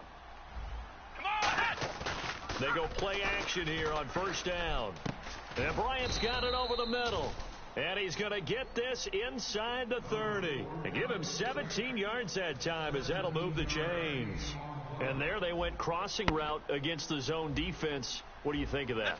Takes real coordination between the passer and the receiver because you've got to read those zones and where the open spots are and be on the same page with the guy throwing the football.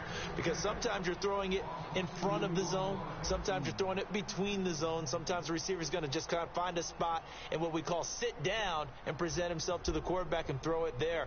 It's a tough read, but when they're in sync, it's really effective. Offense walks to the line for play number 7 of the drive. Come on!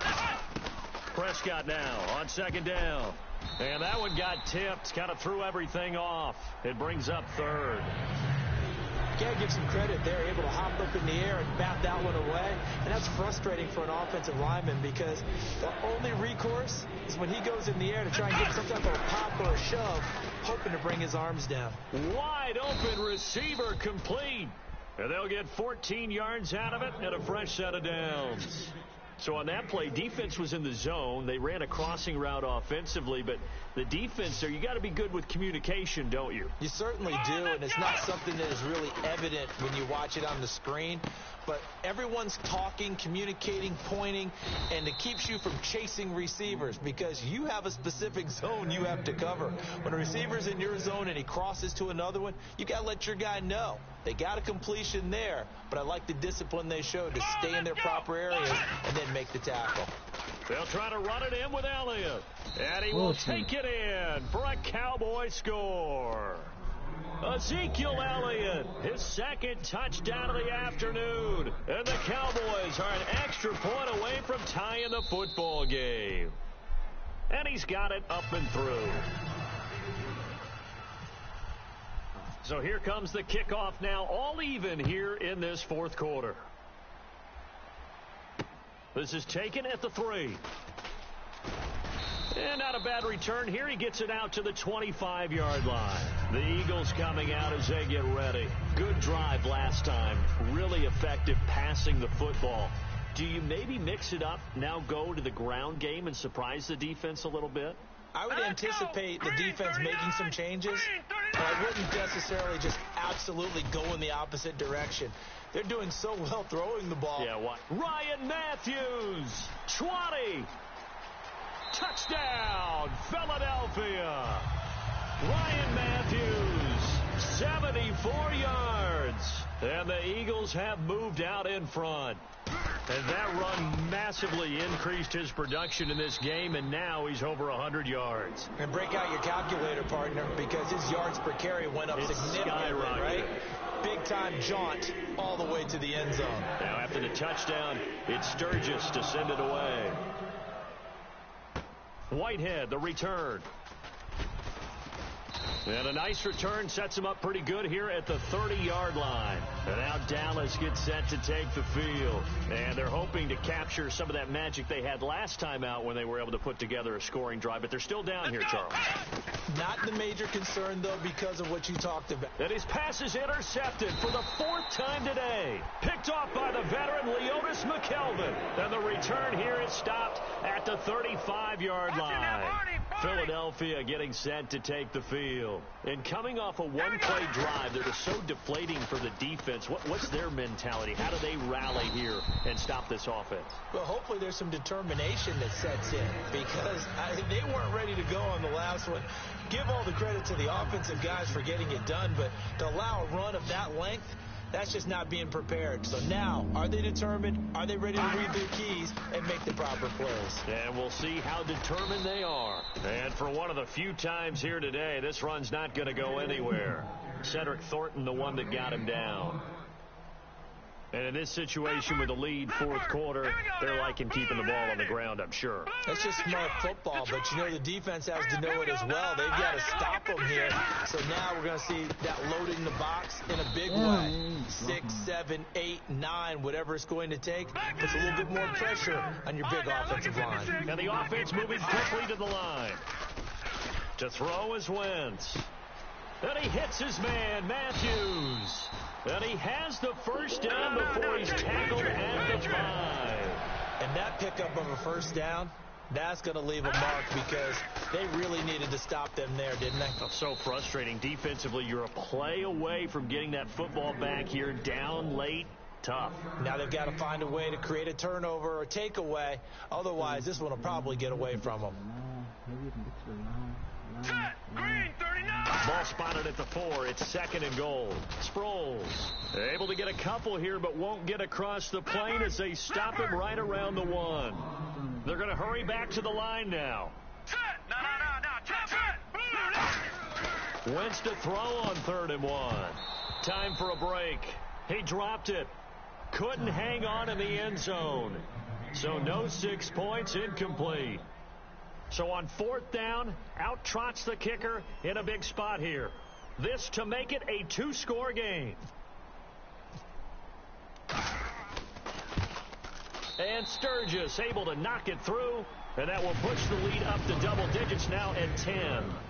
So a big one there, as that gives them a little cushion. And you know, here in the 4th quarter, the fact that they were able to bleed some time off the clock and put points on the board, even if it's only 3, that could turn out to be the drive that ultimately wins them the game. Now the Cowboys offense heads back onto the field. And last time wasn't pretty. 1 play and an interception. We'll see if they can do better.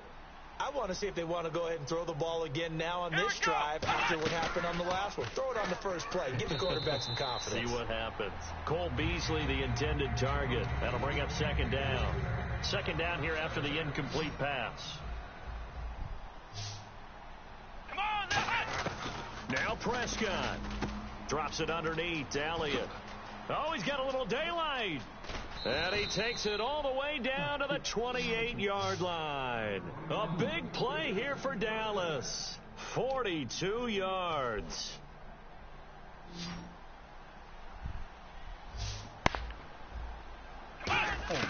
Prescott to throw. A dump off to Elliott. They give him 13 yards there on the play and a fresh set of downs.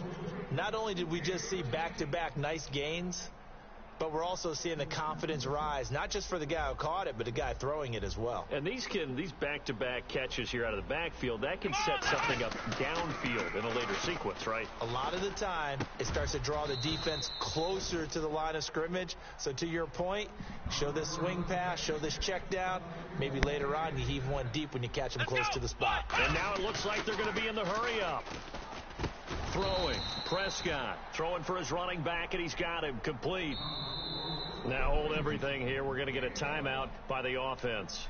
It's just their first. They've got 2 more to use here in the final stages. Flex round! Flex round! Flex round! Let's go! Grand 38! Prescott. And that'll be incomplete. If you're a defender, one of the fun things about playing zone defenses, especially in today's football, is that it's not as static as it was in the good old days, meaning you just dropped to a point and reacted to the football. Now you end up with a lot of man-to-man principles once you get into your zone defense. In other words, get to your assignment and then locate a guy coming. And this is caught down for a late touchdown. So hold everything here. This one's not over yet. And there's the touchdown that they needed, so they'll celebrate. But the guys on the sidelines, they've got to stay focused. The onside kick team, they need them to get the ball back. Yeah, part 1 of the equation done. Now they need to convert and get that onside kick. Time definitely of the essence now. Just under a minute to play, and here we go.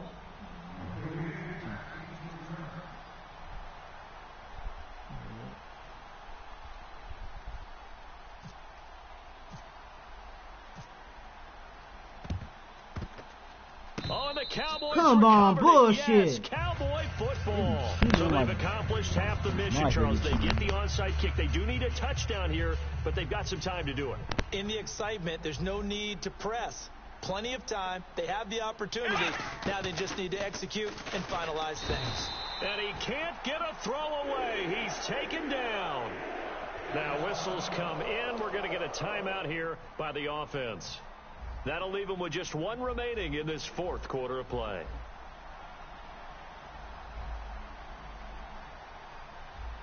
Bryant, the lone receiver, left. Back to throw. And, oh, a crusher there as it's intercepted. It's the linebacker, Michael Kendricks. And now the Eagles offense back out onto the field. They have the lead. Still a 1-possession game, but the defense got the stop. They've got the football now. Just salted away, right? Exactly. That's all the defense is counting on from their offense. They did their job in a big way. You know they're over on the sidelines now starting to take their tape off and, hey, we've done this thing. The offense has to put it away, and that means ball security. Absolutely. Stranger things have happened. All right, here we go. Blue 90! Blue 90! Yes, okay. Then he'll give it here to his running back. And he'll get down to about the 26-yard line.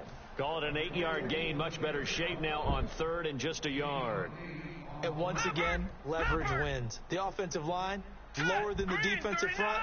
They moved them and found some good space for the guy carrying the ball. Now Ryan Matthews on 3rd down. And he's going to get the first down as they bring him down at the 23. And, Charles, I think when the schedule comes out, all teams, no matter where they're predicted to finish, talking about protecting your home turf, they were able to do that here in this one. Similar to a tennis match, right? Not letting them break your serve. That way you hold on to it. They got it done, and they feel very good about that victory.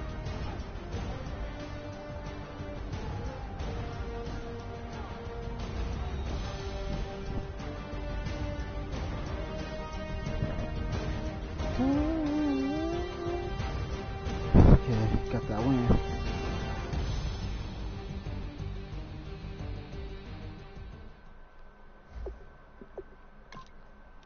Back on the beat. I'm hungry.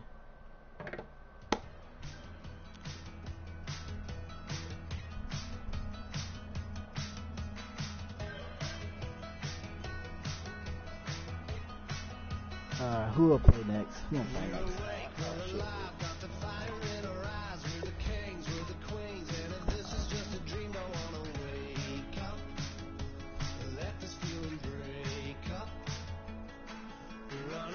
Running wild, never running out of style. Got the fight, got the stuff, got the never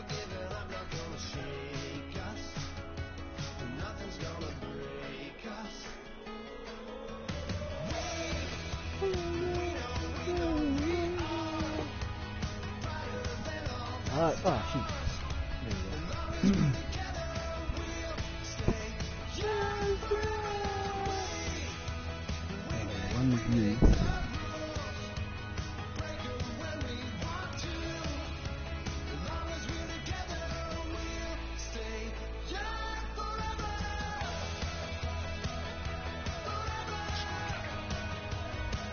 Yeah, nice one.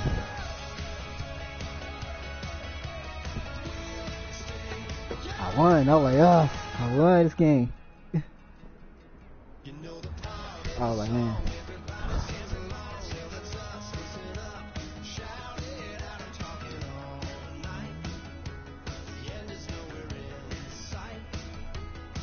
I was like, yeah, I won that game.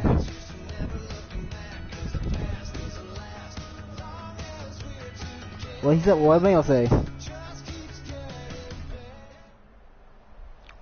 He trying to play GTA, huh?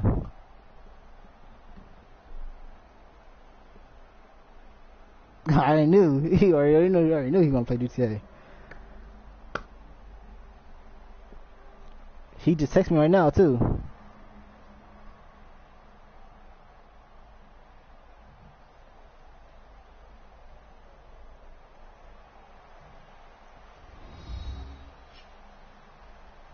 Yeah, what time? Hello, everybody. I'm Larry Ridley. You're tuned into the Bears. NFL on EA Sports. Tonight's matchup features two quarterbacks who will be trying to lead their team to victory.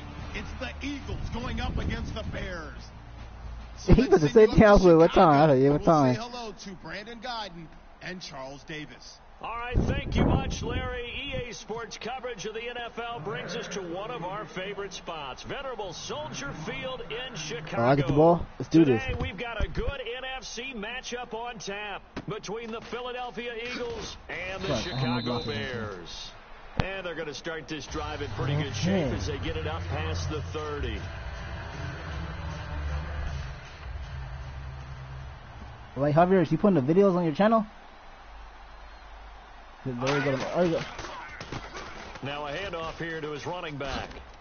And able to use his go to my blockers channel. to get this up over the 40. Give him 9 on the carry that time, and they're set up with a 2nd and 1. Some runs are blocked so well. I know the machine for Tars the last game. The ball to gain the yardage. The leverage by the offensive line to create space up front. Really well done. Man, hold on, man. Gonna give this time to the tailback. Fuck, he's and he'll be taken down at the 46-yard line. And 5 yards on the play there as the drive will continue. 2nd and 1, and people Around want to run the football. or this is where every back in the league is supposed to do exactly what we just saw there. Pick up the first down. Did he say 11 p.m. or 11 a.m.? So it'll be first down here after the run. What time is it now? Oh, 4. They'll give it to him right up the gut. And he'll fight his way forward to about the 48-yard line. 2 yards on the pickup there. It'll be 2nd and 8. And a lot of the weight of this offense falls on the shoulders of the running back. That's because the offense knows if they give him any openings, any opportunities, he can turn it into a big play at any time. Now let's go. Now they'll throw it. Wentz. And complete to Zach Ertz. And he's brought down. They give him 14 yards that time and a fresh set of downs. And a nice pitch and catch to pick up the reception against man coverage. Both of them read how much yardage they needed, figured what they had to do, and were able to beat the man coverage for the completion. Wentz now to throw. Out to the flat. That's complete to his running back. It'll be a gain of 4, and it'll make it a 2nd down. And here are the Chicago defensive starters. Eddie Goldman's everything you want in a defensive tackle. A run stopper who can move upfield and rush the passer. Ertz over the middle. And inside the 20 before he's brought down. 17 yards on the pickup there. The drive will continue. It's a first down.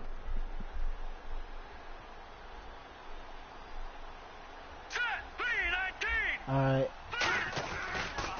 They'll give it it to him right up the gut. And he's eaten up at the line of scrimmage. Might have gotten a yard down to the 16. That's the type of play that'll fire up a defense. Hold them to 1 yard on a first down run. It'll be interesting to see if the offense decides to press the run at all, or if they'll abandon it now after gaining only 1 on that play. Throwing now is Wentz. That is caught. And he couldn't quite get there. Tackled down at the 1. It's a really nice 15-yard pickup, and now it's 1st and goal. Now Wentz. And he fires one incomplete. He was looking for Dorial Green-Beckham, and now it's 2nd down. Timing's crucial in any route thrown, but when you throw an out, so many things are going through the mind of the receiver. Catching the ball, timing it up with the quarterback. And Matthews has got it. Touchdown, Philadelphia. Jordan Matthews there to make the grab. And the Eagles have taken the early lead. Oh, shit. And his kick is no good. An inauspicious start here kicking-wise as this one stays a 6-0 game. Now after the touchdown, it's Sturgis to send it away. Set to return now. Here's Deontay Thompson. And it's a pretty good return here as he'll get it up to the 29-yard line. Deontay Thompson.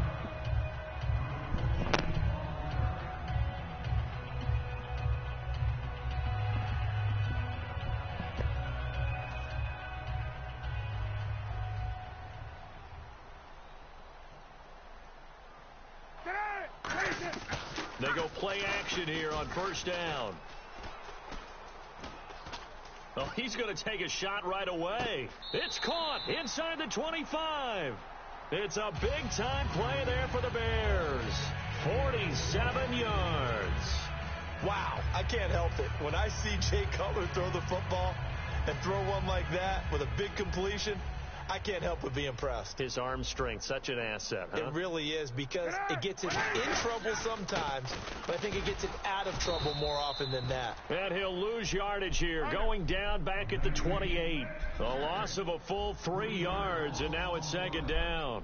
The insistence of speed at every position is really seen at the defensive end spot. These guys in the old days were often outside linebackers. They just pushed them forward because they wanted to play fast and get to the quarterback or the running backs quicker than ever before. There's a completion to the tight end, and I think that we're looking at something out central casting, frankly. Absolutely. I mean, size, the hands. Speed. I mean, can flat out run. You put that whole package together, you light up the eyes of an offensive coordinator, don't you? Now, speaking of Jeffrey, he made some news after the season when he made the declaration, and I'm quoting here, "I guarantee you we'll win the Super Bowl next year," unquote. Doesn't have quite the same ring as when we heard it before the Jets-Colts Super Bowl. But at the same time, I think a lot of people around the Chicago area probably will appreciate that. Confidence in the team, confidence in the organization. Someone wants to put himself on the line.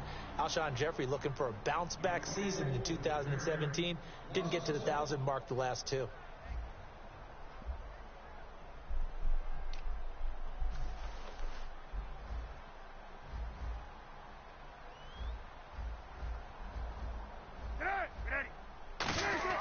Now Cutler to throw on 2nd down. This will be caught at about the 5.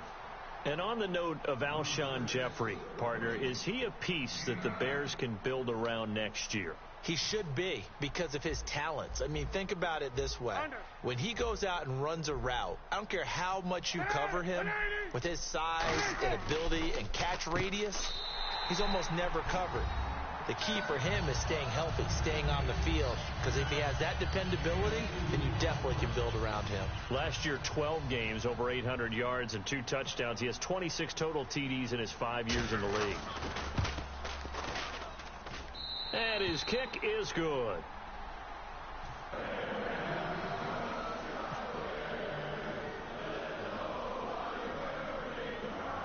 After the touchdown, Barth now to kick it away. So a very short kick here. This will be taken by one of the up men. And they're going to wind up with pretty good starting field position as they get it up past the 35. And out now come the Eagles. And they're going to need another score. Got one last time, but still down here. When you're playing catch-up, every possession becomes crucial, doesn't it? It's vital.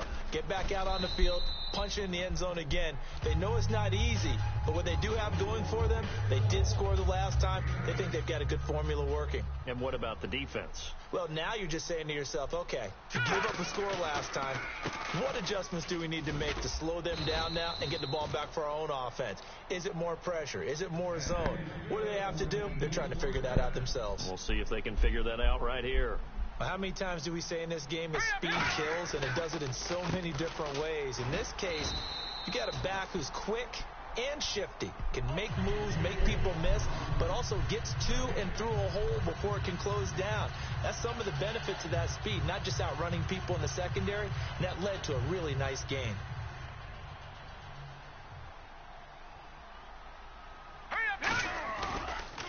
A handoff as they run the counter play. And here's another tackle made at the line, so they're converging well on the football now. And they'll lose a yard that time, and that's going to lead to a third down. And the Bears in the nickel. No, wait, they're in the dime. 6 DBs out there on third. Could play an exotic coverage. Field goal would have been a decent length of 55 yards. They keep the kicking unit on the sideline. They're going for it. A short game that doesn't get them the first down brings up a fourth down situation. Really nice job defensively. They knew where the sticks were. They got the stop before it. It's a gain of 6 on the play, and they're able to pick up the conversion here on fourth down. And they'll go on the ground. And he's going to get this one down to the 30. Give him a couple on the carry there. 2nd and 8. That's a good play by the guys on the defensive side of the ball. Held them to a gain of 2. And that changes the playbook a little bit now for the guy calling plays. 2nd and 8. Now he's got to probably think about going to the air instead of maybe staying with the ground game. And that one got tipped. Kind of threw everything off. It brings up 3rd. Anytime a ball's thrown in the middle of the field and it's popped up in the air, I expect someone to catch. It doesn't matter whether it's offense or defense, because there's usually a great amount of bodies in that part of the field. In this case, no one came up with it. Oh, he may have gotten lucky. Tried to dump it off underneath on the check down. Nearly picked. Instead, it's incomplete. I know ultimately that feels like a good defensive play, but I know it's really not. They had a chance to keep points off the board. Now they have a chance to kick a field goal by missing that shot. Yeah, especially at this spot in the field. He's got to be upset he couldn't come up with that INT. I don't think this will even... Nope, it doesn't even get there. Well short, and this score will stay right where it is. So a bit of a weird kick there. That wasn't an overly long attempt, but that never had a chance. You almost wonder if he might have maybe got that one on the laces because it kind of knuckled on him a bit. And this one winds up in empty possession. Now a play fake here on 1st down. He sets to fire deep. Looking for Jeffrey, and it's intercepted. Picked off by Nolan Carroll. 2 minutes to go here in the first half. We're back to Soldier Field following this short break.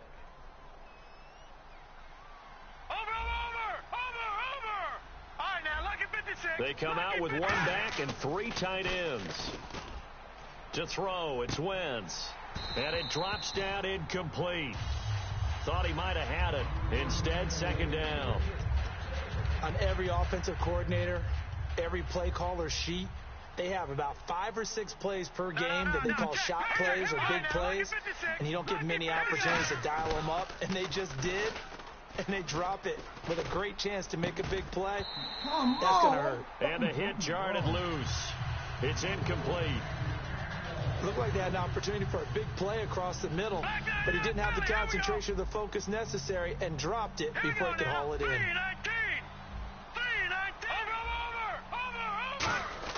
Now Wentz on the bootleg. Dancing to his left. He may try and run for this. And he will have 1st down yardage as he's brought down at the 41. They pick up 12 on the play there, and they move the chains. Now that definitely hurts because the mindset is getting a 3 and out there, and they don't get it done. They give up the scramble and a pickup for a 1st down. And this play will be blown up. He'll lose yardage back at the 38. That's going to go as a loss of 2, and it'll be 2nd down. Brandon, as a defender, after a big running play against my group, I'm actually happy to see a draw play. Why? It takes a little bit longer to develop, and that gives me a chance to diagnose it and get to the play quickly. Into double coverage, and it's intercepted. A great read, and it's picked off. And the return here is stopped at the 35-yard line. Now the Bears offense ready to take over again. And last time, one play interception. So this offense, they should be fresh. That's a good way of putting it. And I can't wait to see what they decide to do with play calling, because a one-play drive where you throw an interception, a lot of people think the very next time out, run the football, don't give them a chance. Maybe play action? I think maybe you go play action, show your quarterback you got a little confidence in him, and let him fling another one. They go back to the air here after the INT on the last drive. And an incomplete pass. That'll stop the clock here with just under a minute to play in half number one. That incompletion, Charles, gives me a chance to put you on the clock real quick. NFC teams last year that did not make the playoffs that might make a push this coming year. Well, three that come to mind right away that we thought were going to be in 2016. Minnesota, remember the start they got off to before that didn't work out so well for them. Arizona, we thought they were a lock to be in the playoffs. In fact, many of us called them Super Bowl contenders. And Carolina, the defending NFC champs going into last season, they didn't make it. So I think that all three could return to former glory. I'm going to give you one way off the pace here. You ready? Let's go. The Los Angeles Rams. Ooh. They get the young quarterback going, and that defense continues to live up to expectations. They can make a real strong push in the West. They've got the D, you're right. They just need the O. So the offense has it 1st and 10.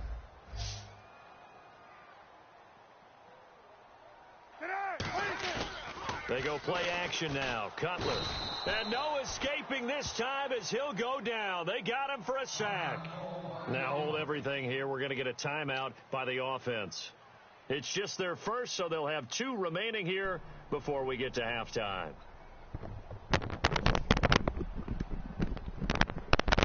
Let's do this.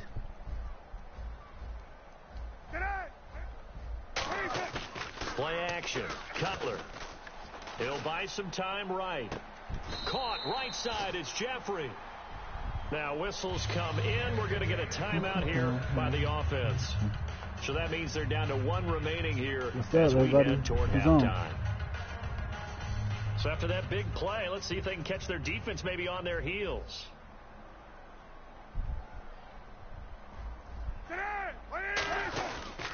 On first down, they run with Howard. And able to push his way forward here for a good little gain. And what a rookie year by Jordan Howard. When you go from number 3 on the depth chart all the way to number 1 and finish with over 1,300 yards, that's what I call a big-time season. Well, those 1,300 yards, second in the NFL, also set the Bears' rookie rushing record, so something for them to build around next year. Without a doubt. So 2017, it starts in the running game with Jordan Howard in Chicago. They go play action with Cutler. He's got his man on the crossing route.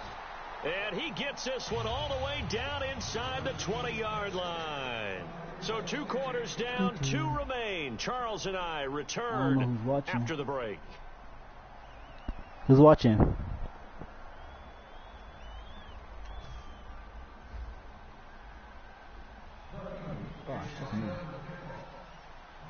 So both teams have their marching orders, and we'll get going again here in quarter number 3. Short kick here, fielded about the 17.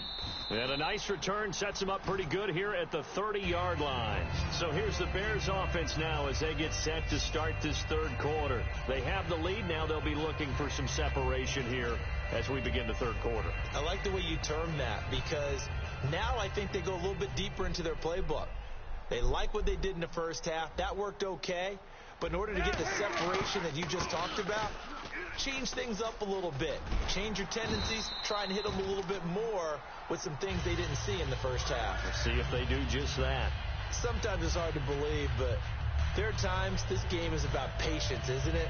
has had the game he expected, but that run there, that may get him going. I was just going to say, maybe that gives him a little juice, because you're right, he struggled, especially in that first half. Yeah, and I know the great ones always think to themselves, just hang in there. I'm just one big carry away from busting this open. That's a good start for him. 7 yards on the pickup there, and it'll leave him with a 2nd and 3. And third quarter here, you've got the lead. This is where that strong run game can really benefit you. Stayed in bounds there, kept the clock going. I like all the points you just made there. And if you throw the football and it's incomplete. And he's going to be sacked. They sack him back right at the midfield stripe. Michael Kendricks in there to pick up his 2nd sack now of the afternoon.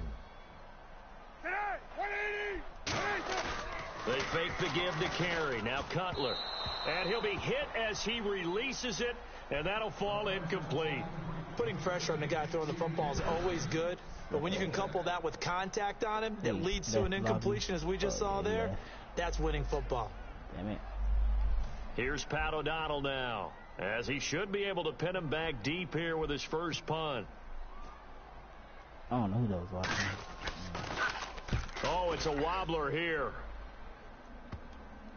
And that one will skip out of bounds as the linesman will mark this thing right at the 15-yard line. Now we take a glance at the offense as they work their way back out for their first possession of the second half. They were able to get the stop defensively, and now a chance to turn that into points on the offensive end. Can you imagine what the grease board looks like at the half? Because no, tell me. That's exactly what they printed up. Stop them on defense, get the ball back for our offense, and go downfield and score some points. Now, the last part remains to be seen, but they got the first part done very well. Do people use grease boards, or you mean the magic marker boards? Yeah, those two.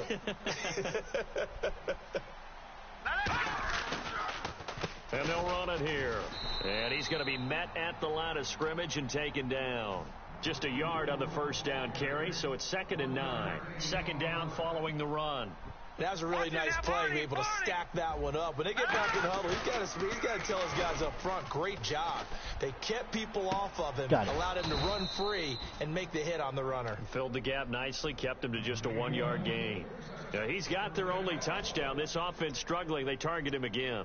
Everyone is looking for the hot hand, and sometimes you just don't have it. Maybe it's just lukewarm. But you go to that guy and try and turn it hot. Try and get things going. Find a way to get everything kick-started. As you noted, he has their only touchdown, so he's had the most success in the game thus far. As tight ends go, he might not provide the super flashy plays very often, but he's pretty reliable. Usually an excellent target, and normally catches what's thrown to him, but he didn't on that play. Oh, that's someone text me. They run a draw here on 2nd down. And he's going to take this one down to the 25. 8 yards on the ground there, and now they're looking at a 3rd and 2. And now they're in the hurry-up. This drive is turning into an extended one, and the guy carrying the ball, he's becoming more like a body blows guy. Every carry is putting some damage on the defense. So after a while, I'm not too sure how many guys are going to want to run up and tackle him. Wentz going to go on 4th down. Blitz coming, and down he goes. Pernell McPhee from his outside linebacker spot. The hell? He gets him down here for a loss of 4. I swear to God, they do.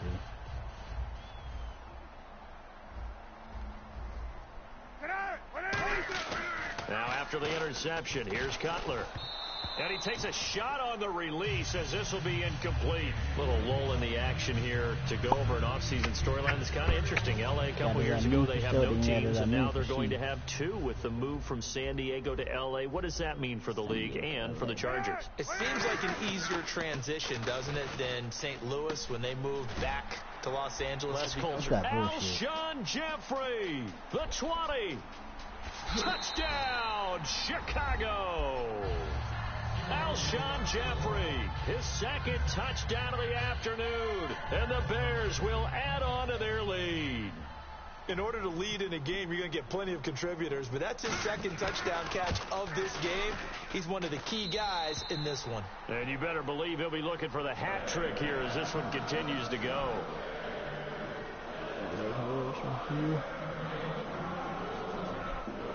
After the touchdown, Barth now to kick it away. So bad mistake there by the kickers. The ball goes out of bounds.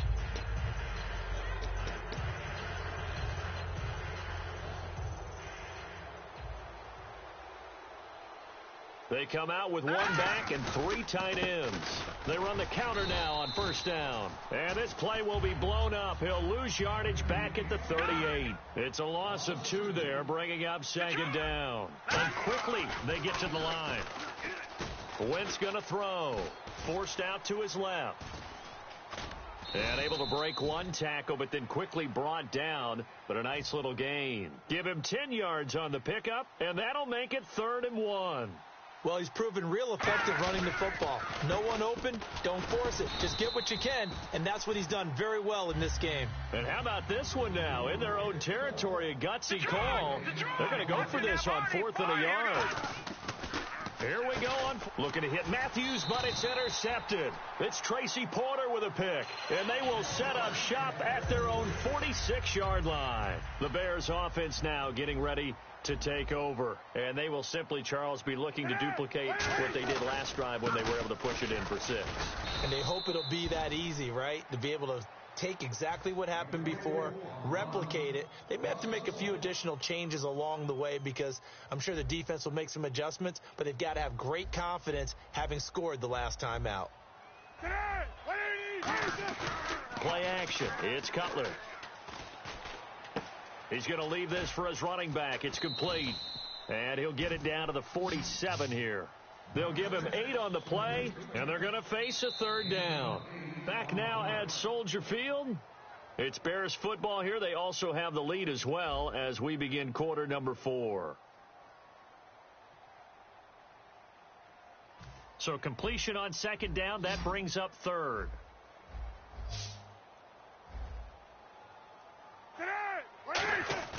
Off the play fake. Here's Cutler. And that is incomplete. He was looking for Jordan Howard that time. And it's 4th down. I'm not sure we could spot any tendency here on this 3rd down. They could have run it or passed it. Either one was available. They chose to try and get it through the air, but they were unsuccessful.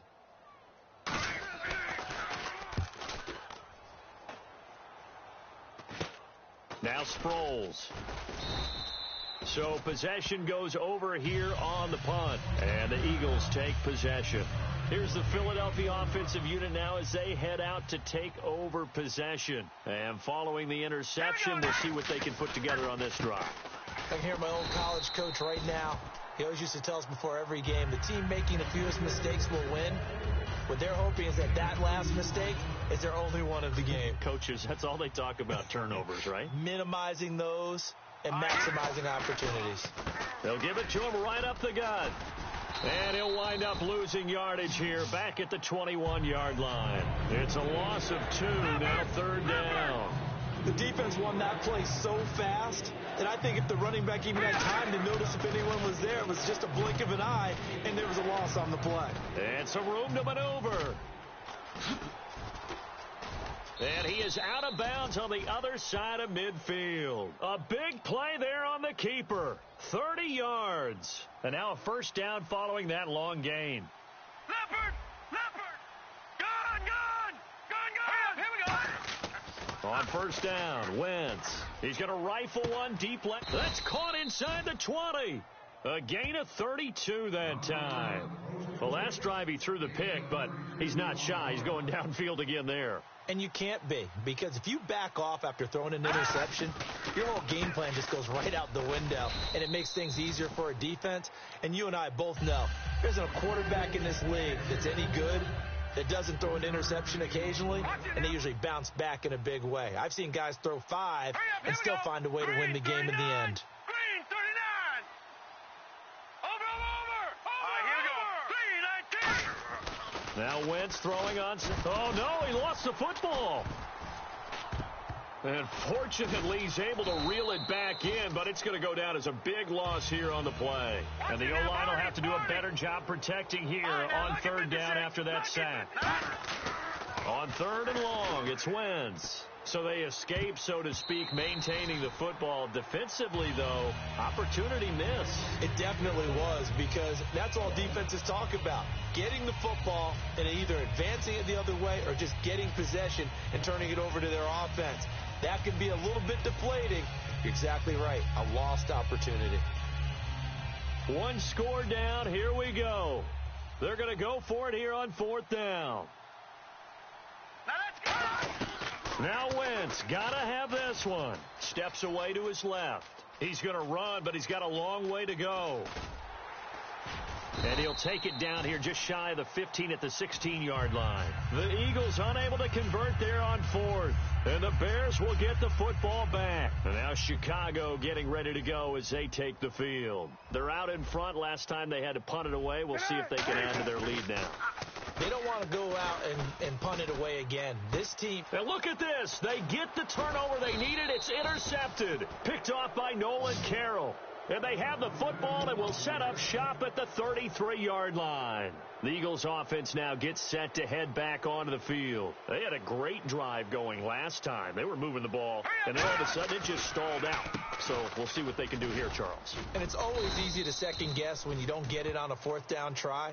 But they had to like the feeling that they had going on offense. They want to continue to see if they can capture that again on this drive and maybe get in the same position. Yeah, and that's, I mean, like I said, they were moving the football. It's not like they went 4 and out, so I don't think it's a deal where the offense doesn't have confidence. No, I agree with you totally on that one. If anything, they may have gained more confidence. Okay, they stopped us once. That's all right. Let's keep moving it. Make them do it again. Now Wentz on the bootleg. And, oh, a crusher there as it's intercepted. It's Tracy Porter with a pick. And a big turnover there as his guys will get the football back.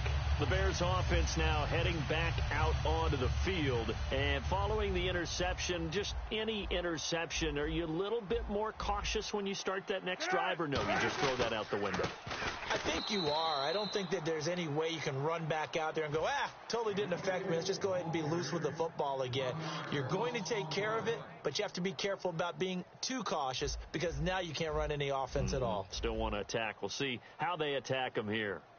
They come out here in the eye. Now it's Cutler. Oh, the ball comes out on the hit, but they'll say it's incomplete. Alshon Jeffrey, the intended receiver. And that'll make it 3rd down. When defenses get to the quarterback that quickly, a lot of times it's called a jailbreak. It wasn't quite that fast, but fast enough that he had no time to look downfield and set himself to throw the ball. And as he tried to do that, he was hit, and it forced an incompletion.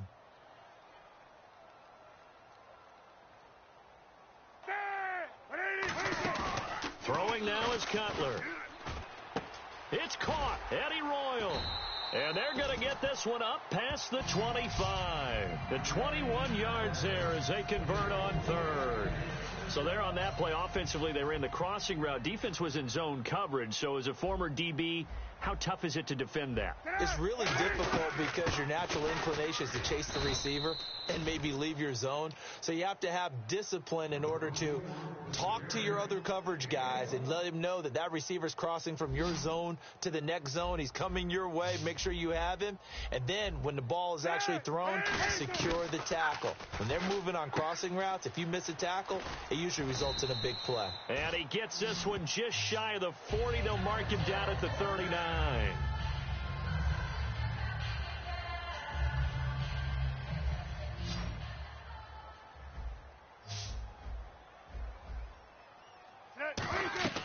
Cutler's going to throw it.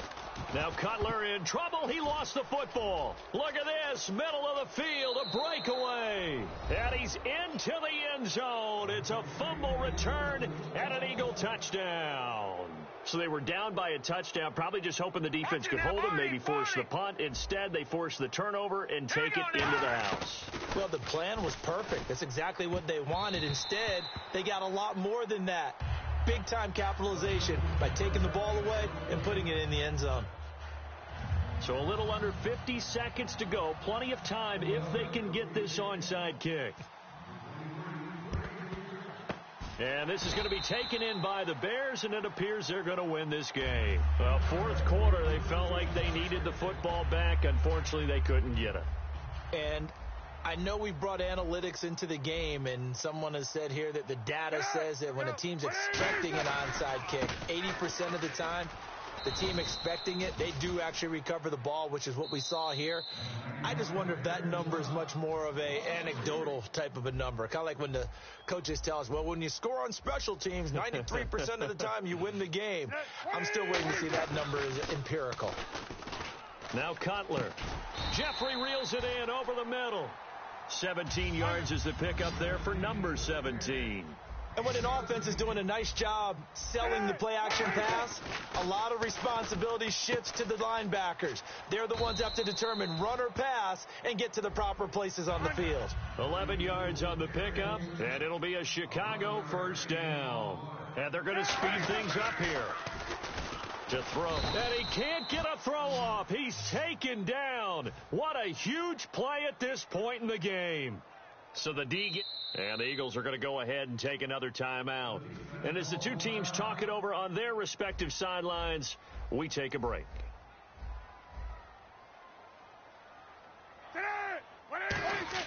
Oh, Cutler going to throw. And pressure coming, and they got him once again. And, Charles, I think when the schedule comes out, all teams, no matter where they're predicted to finish.